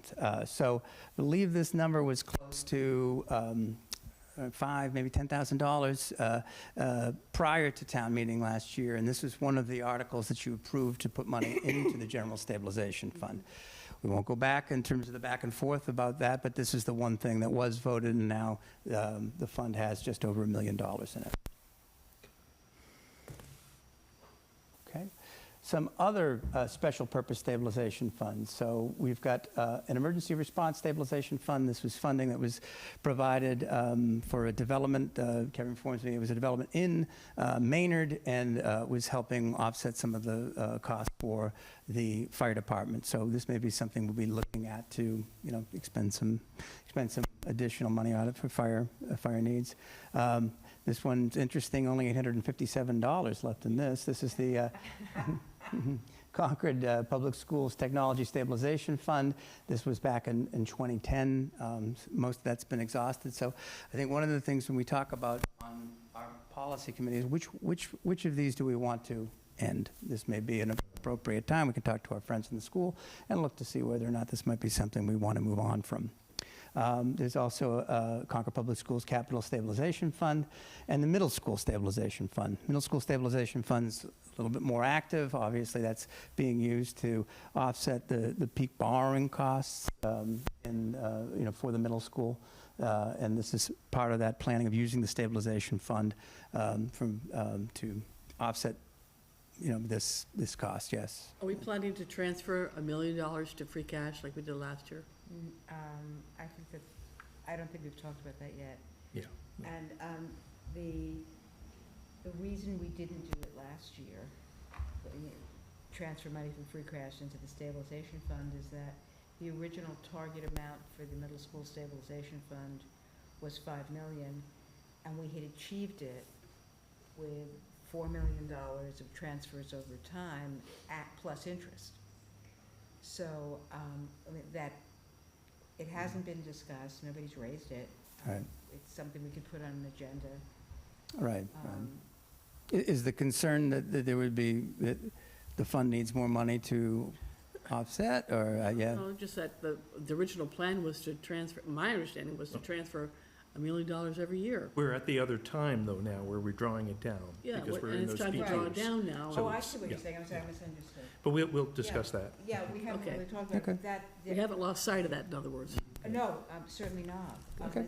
As a matter of fact, there was, we only took $1 million last year, and there was some discussion about whether we should have taken more. Mhm. And we could consider taking more this year. Okay. I think it has to be looked at in Within the context of the everything context else, of yeah? information we don't have yet. Sure, Okay, sure, thank okay. you. Okay, so next up is enterprise funds. Keep in mind that in terms of the official enterprise funds the town has, under Mass General Law, Chapter 44, Section 53F and a half, we have two. We have the Stormwater Enterprise Fund and the BD Enterprise Fund. Stormwater Enterprise Fund was established at the 2024 town meeting. Currently, we haven't established a fund, a fee structure yet, so that's why there's zero there. BD has a balance of close to $4.7 million. And so the capital items that you saw earlier that we were presenting, I think, remember BD had something, 17 different requests would be coming out of that. Yes? Ryan, how does money come out of those funds? I know how, because we've looked at it, Mhm. I know how money goes into and comes out of Mhm. stabilization funds that have been established by town meeting. Mhm. How does money come out of the BD reserve fund? It's just a budget adjustment? Well, I mean, it basically costs are charged against the fund. So, and if it's capital, then it will also be, that'll be coming to town meeting and saying, okay, we're going to be, any of the larger projects that we would need to do. So it we would come kinda- to town meeting as a capital request with Capital. the funding source identified As as the, yes, that fund? correct, yep. Okay. Okay, so then we kind of get into the all other category, and really, in my research of this, what I found, and if anyone's curious about looking at our bylaws, we have a number of bylaws for special funds, because basically, and this is legal and absolutely fine, but basically you'll see a lot of home rule amendments. So that basically before we, establish, say, a water enterprise fund, we had separately set up a special revenue fund for water and sewer and a lot of other things via home rule. So these function essentially as enterprise funds, but are not technically enterprise funds per Massachusetts general law. So first is PEG Access Fund. This is the cable access. It's got about $2 million in it. Cemetery Operation Revolving Fund bylaw. This is basically part of our part of the way in which we fund our cemetery activities. I would note that for us to use that, funds have to be authorized by the cemetery committee and approved by the town manager. So, so that's got a balance of $328,000 roughly. Insurance Reserve Fund. Terry talked a little bit about this earlier. So this was established in 1987. Again, another home rule petition. This is about $2 million that we have here, 2.1. So, we use that as as part of the bylaw. And Kerry's information to you earlier, some of that, when we were a surplus, should have gone into this fund for use at a later time. Recreation Commission Revolving Fund. This was established in 1979 by town meeting, roughly 1.5 million in that. Solid Waste Disposal Fund. This is basically the fund we use for our waste management contract, about $612,000. And then Pension Reserve Fund. This is sort of a big number, and is something that I think when we look at this is basically monies that the town has to be able to, in our budget every year, we've been putting in about $1.65 million as a supplement to meet our obligation to the retirement fund. This is the fund that comes out of. This fund has performed fairly well. This is one of, Don, I know one of the questions, where do these funds live? This one actually is managed by Fiducian, so, which is also the party who advises us on a retirement fund. So it is invested a little bit more aggressively than what we would have for more of our fluid funds that we use. So as such, it's performed fairly well, and it's something that we want to probably be thinking about as we get closer to full funding, and how this might be used moving forward.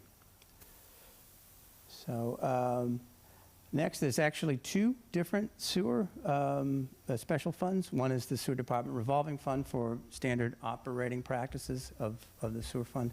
And then Sewer Improvement Fund, these are basically funds that have been accepted into this account for people who are maybe extending off of the system, and for us probably to be addressing some of the II to be able to, the inflow and infiltration that comes into the system to allow for the additional capacity of anyone expanding onto the system.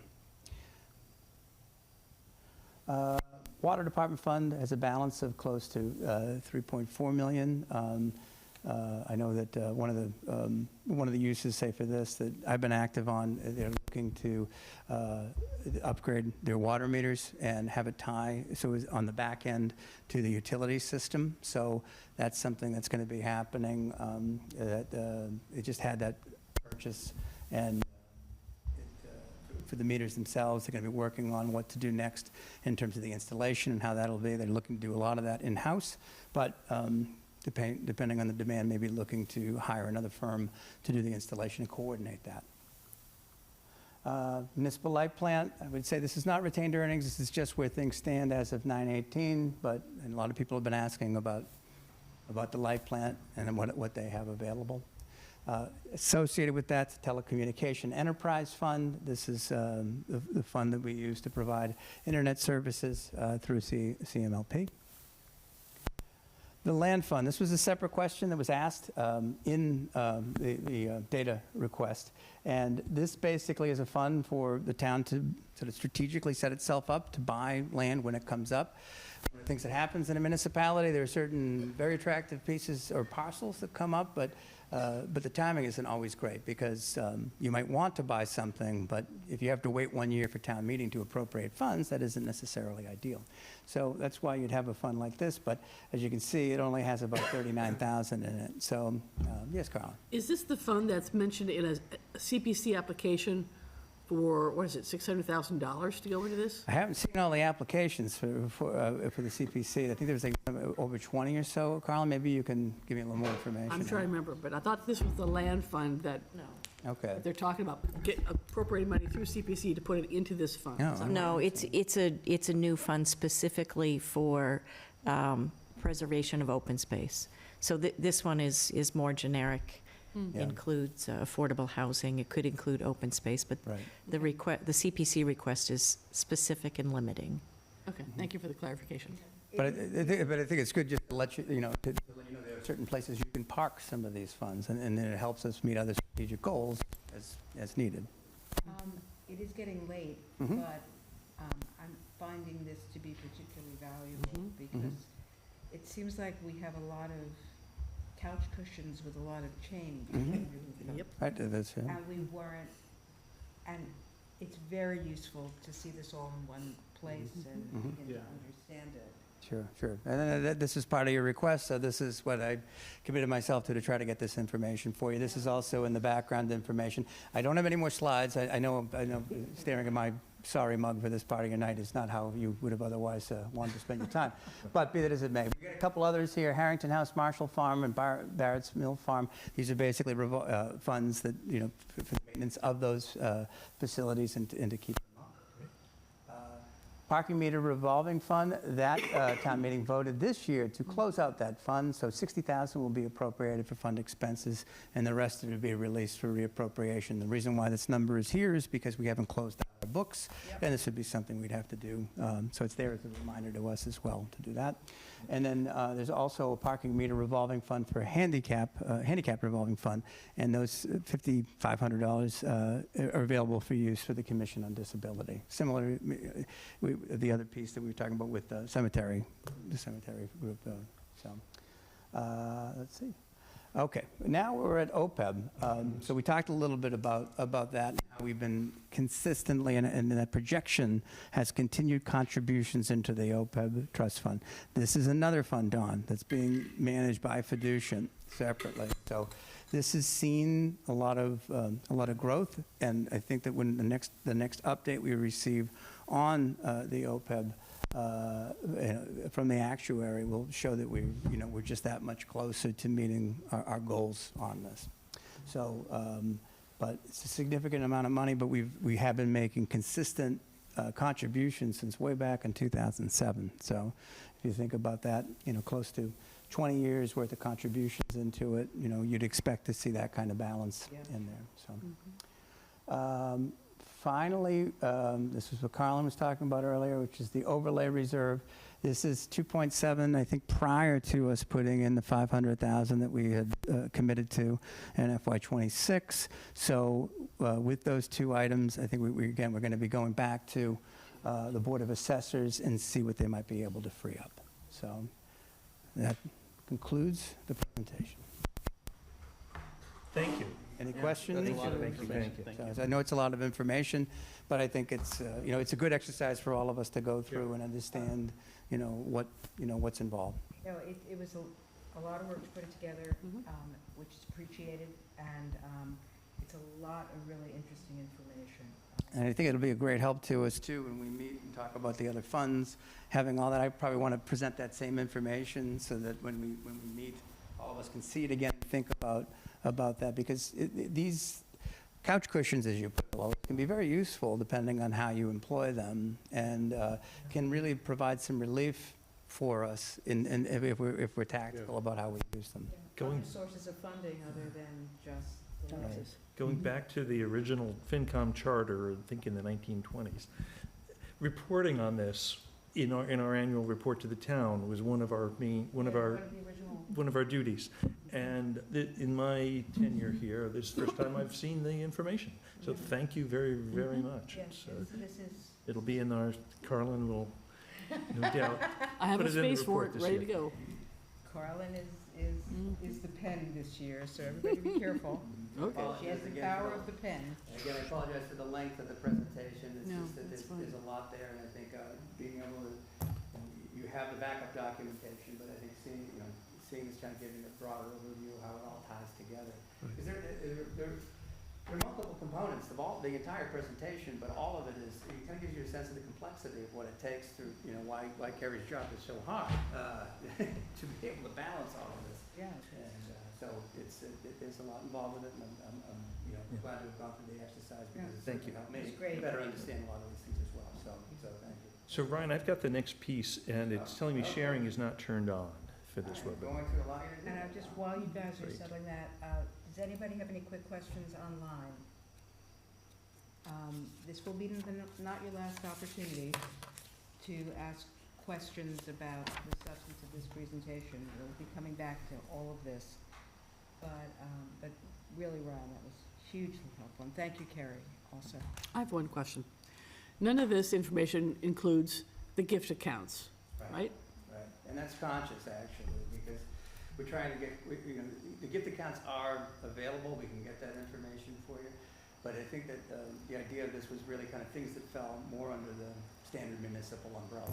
Could I request that we get the total amount, not the individual breakdown, but the total amount that's in the gift account funds?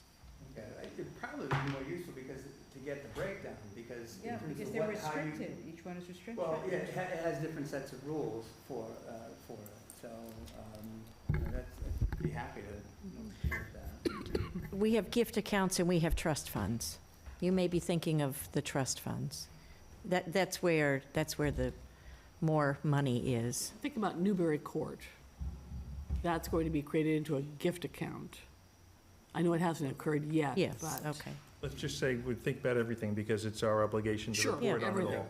So trust funds and gift Okay. accounts. Yep, thanks. So let's move on to Thank you. the last item on the agenda, Yeah. which is to talk about the budget guidelines preliminarily, and we're gonna, Don's prepared an overview that's gonna guide our thinking as we talk about the guidelines in October. Yeah, so this is really presentation, again, I kind of wish I had when I was new on the committee, to understand what's in the guidelines and what's out of the guidelines, and then where the growth is occurring.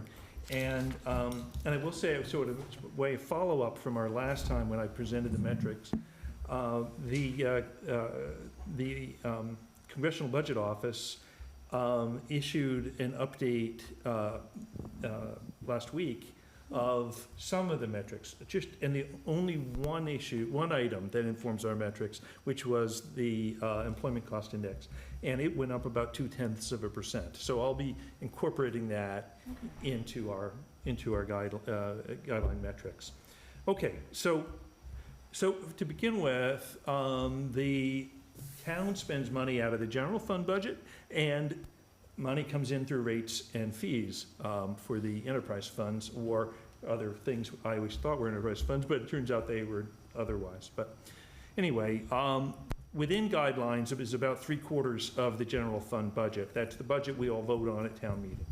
And that is covering salaries of police and fire, Concord Public Works, other than the enterprise fund employees, town administration, all these town services.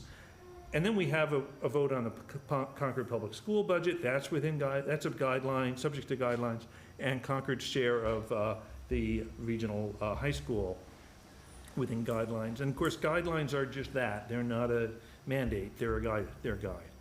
Outside of guidelines, we have the employee benefits, and thanks so much for telling us we can expect 15% growth from here till the horizon. Yeah, it's good to see reality. Insurance premiums and self-insurance are Minuteman Tech. And then we have our capital items, Tier 1 cash, Tier 2 debt service, and Tier 3 debt service. Tier 1 cash previously, a couple of years ago, was inside guidelines. We moved it out to be consistent with how the schools do it. They move a separate warrant article for Tier 1, for their debt service, including Tier 1. Okay, so this slide shows where we landed. This is our current year, fiscal year '26 budget, and each of the major categories, and then what percentage of the total they are. And the far right column, year-over-year growth, shows 5.14%. And this is always, every year, this has been my response. Wait a minute, I thought guidelines were a lot lower than that. How did we get to spending 5.14? And to put that in perspective, nominal income growth was about 3.3%. While this was 5.14% growth in spending by the town, we offset almost all of the increase in debt service from the middle school by that $1 million release from the reserve. So this isn't even the middle school. This is just our run rate of spending growth within the town. And I'm going to show you where that's coming from. But I want to pause on this because at the end we're going to come back to it and think about what we need to do as a finance committee. So the run rate of the town, forgetting about tier 3 debt, is around 5%. So here's the guidelines. The spending subject to guidelines, 3.13%. 3/4 of the spending went up by that much. So how do we get to 5.14? Well, the spending not subject to guidelines went up by 10.9%. And this was actually a good year on that first item, employee benefits, because while the cost of health insurance went up, we put less out of the general fund budget into the OPEB and pension, so the net increase was 2.88. The next item, town and school debt service, went up 23%. I'm going to come back to it. Property and liability went up 14%, but you see what a small piece that is? It's less than 0.5% of total spending. OPEB trust fund, we didn't increase at all. Then we have our cash tier 1 capital went up 35%. We're going to come back to that number in a minute too. Minuteman Tech went up 10, but the debt service went down, so the net was 2.28. So really the 10.9 came out of two items. Came out of tier 2 and tier 3 capital and tier 1 capital. So I said to myself, maybe this is a one-time thing. Maybe we aren't going to see this again. And I went back and looked at the last 6 years and found that tier 2 and tier 3 capital have been growing at 11% per year for the last 6 years. So, so that's not a one-time problem. Now, tier 1, previous to a couple of years ago, we didn't get a breakout of it. It was within the operating budget of the town. It came out of that at 1.7 million per year.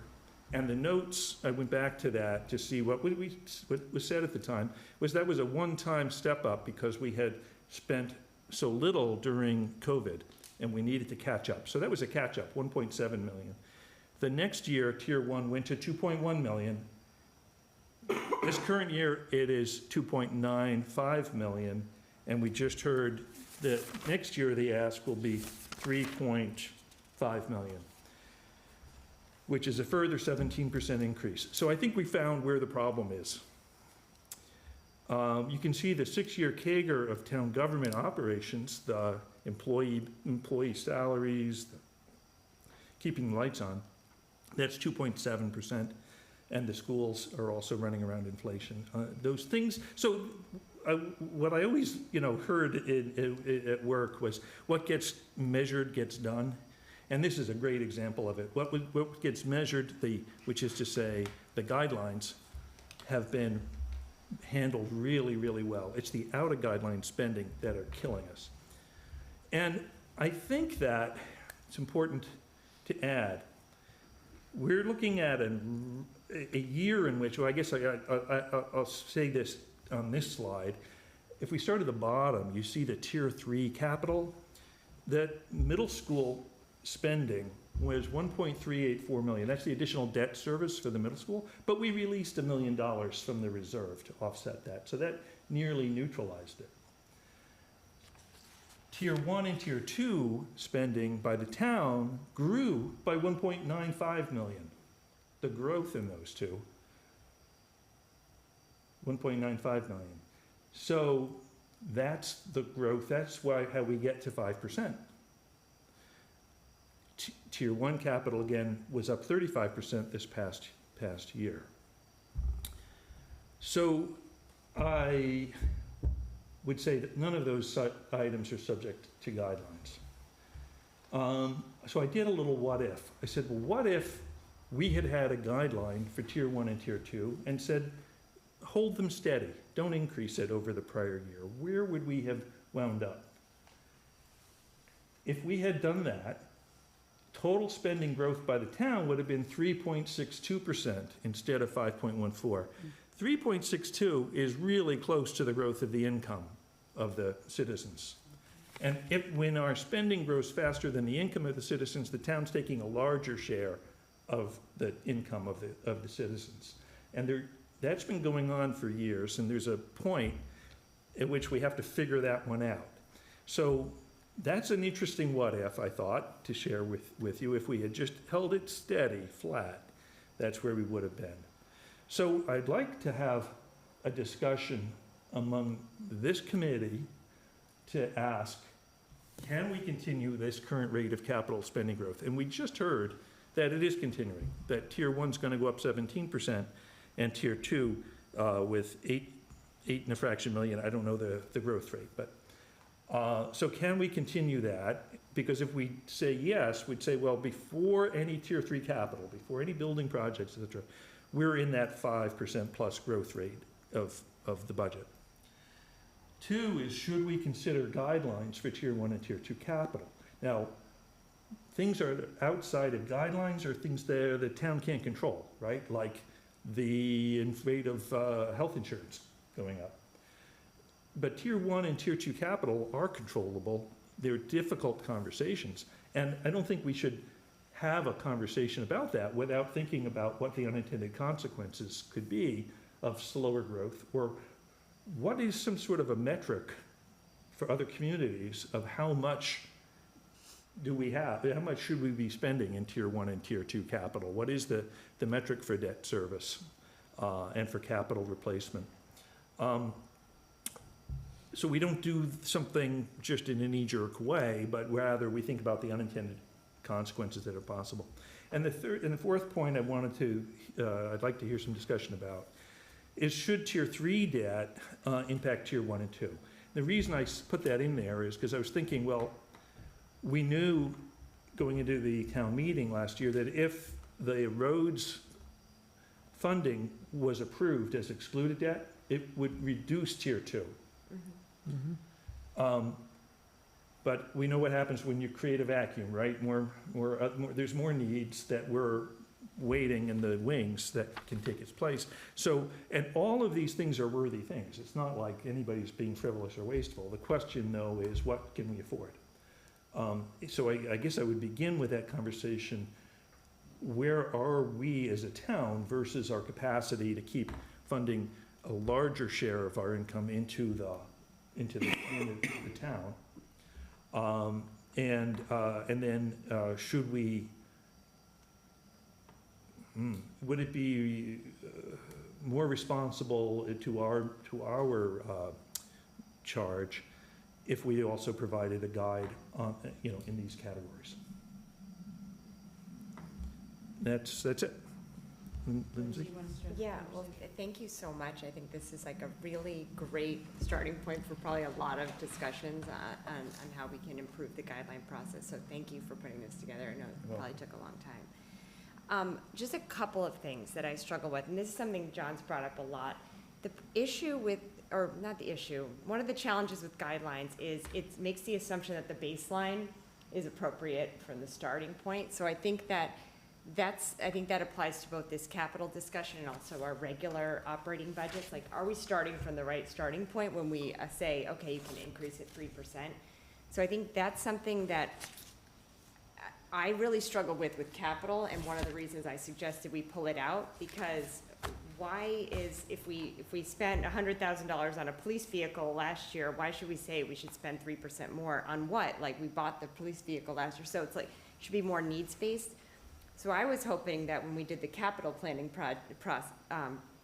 process, that it would come back with, here's asset lives, here's like what an asset life is, here's the depreciation schedule, so this is how much capital we're gonna need each year by department, all this kind of stuff, which would make for a very logical capital spending plan, but it doesn't quite come, you know, it's not really happening in that way. So the general needs for tier 1 and 2, it's like, what is that baseline is what I struggle with, because, so instead of like a % increase for capital, I think something that might be more appropriate is, and this is something Anthony discussed a little bit last year, more of a % of the operating budget, or some kind of, there are kind of, I think, things that, that are maybe rules of thumb that you can apply a little bit here to tier 1 and 2, and maybe it's a different type of guideline, it's not a % increase, but, some kind of, you know, % of assets or % of operating budget or something like that. Exactly. Right, so, yeah, but I do think that it goes back to this kind of baseline discussion too, that I think we need to, put a lot of scrutiny and not just, think about the general increases, so. Thank you. Just a couple of comments. I'm gonna go around the people in the room to see who has comments, and then I'll go online. Carlin, do you have any? Don, could you remind me what the metrics were that we discussed at our last meeting? What were the numbers? I couldn't quote them. I would say about 2% at the, so we used nominal income growth. We assumed about a 2% inflation. So nominal income growth of 3.6, 2% inflation would be about 1.6% real income growth.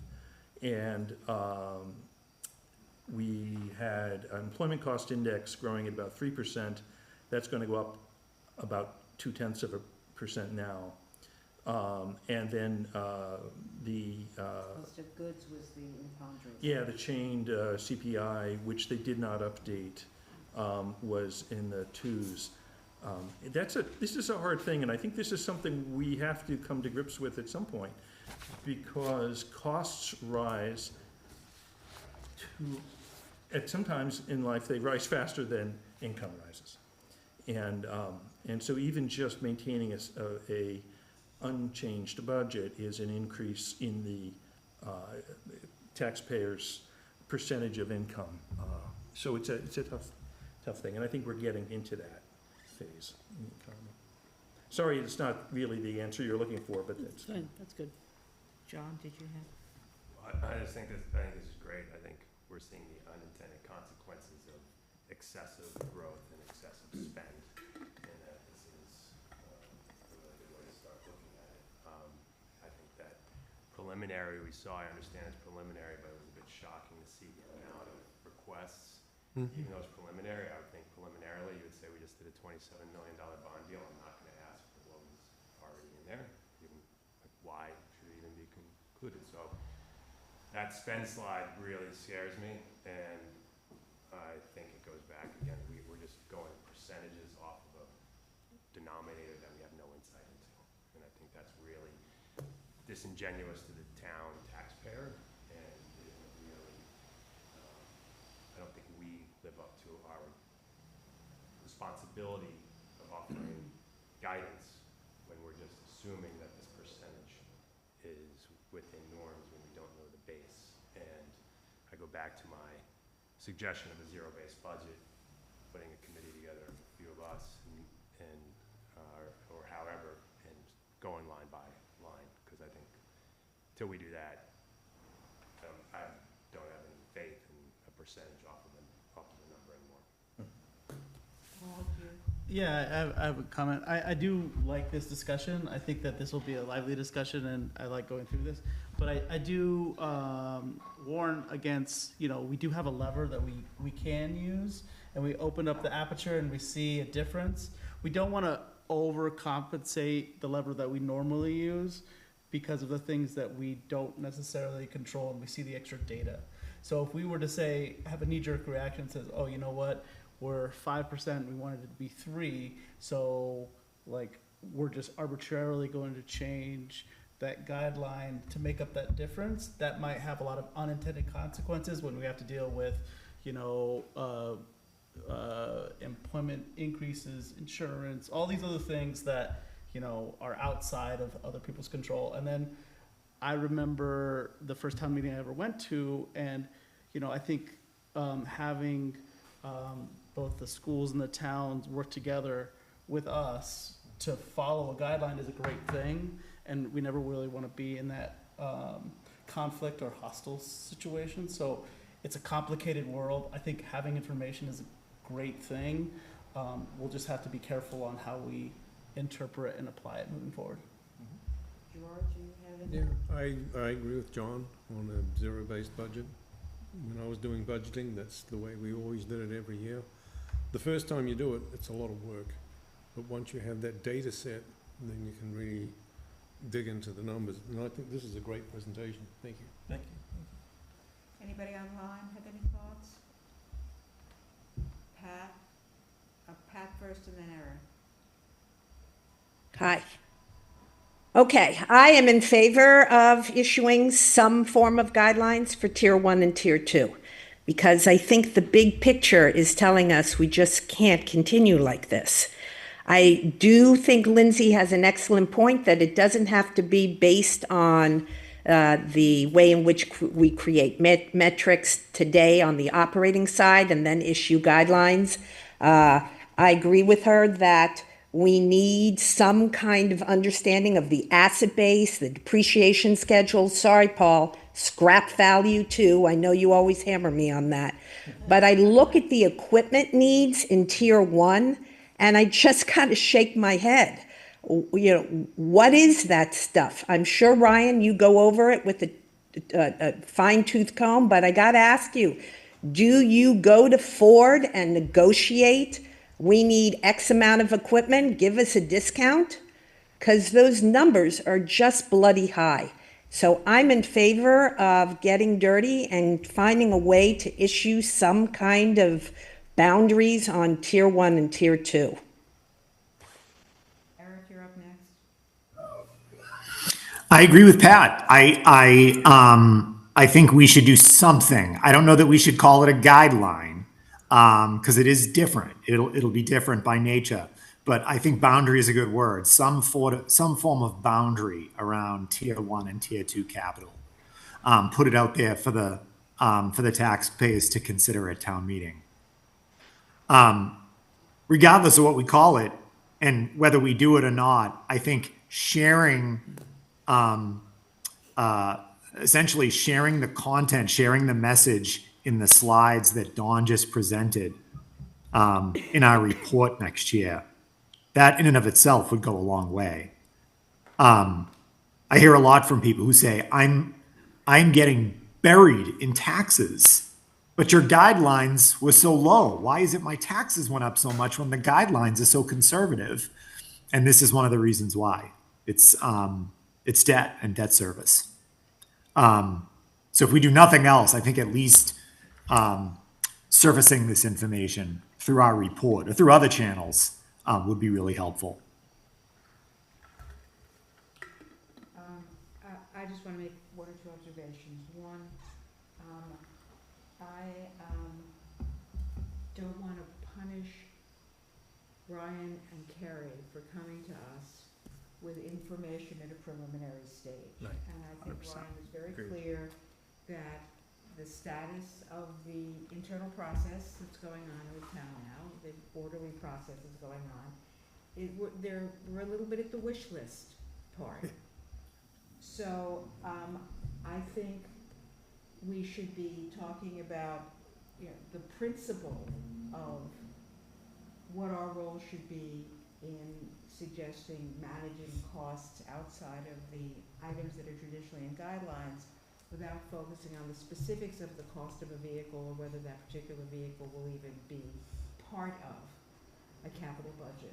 I think it was useful to have the presentation even at that early stage, and it's going to be refined as they do their own internal work. So I just want to mention that. I think we should be thinking about these issues, and we should be thinking about how to approach them, but we should be very aware that they need to be approached in a nuanced kind of a way. you can't use a broad brush with these kinds of issues, and there are,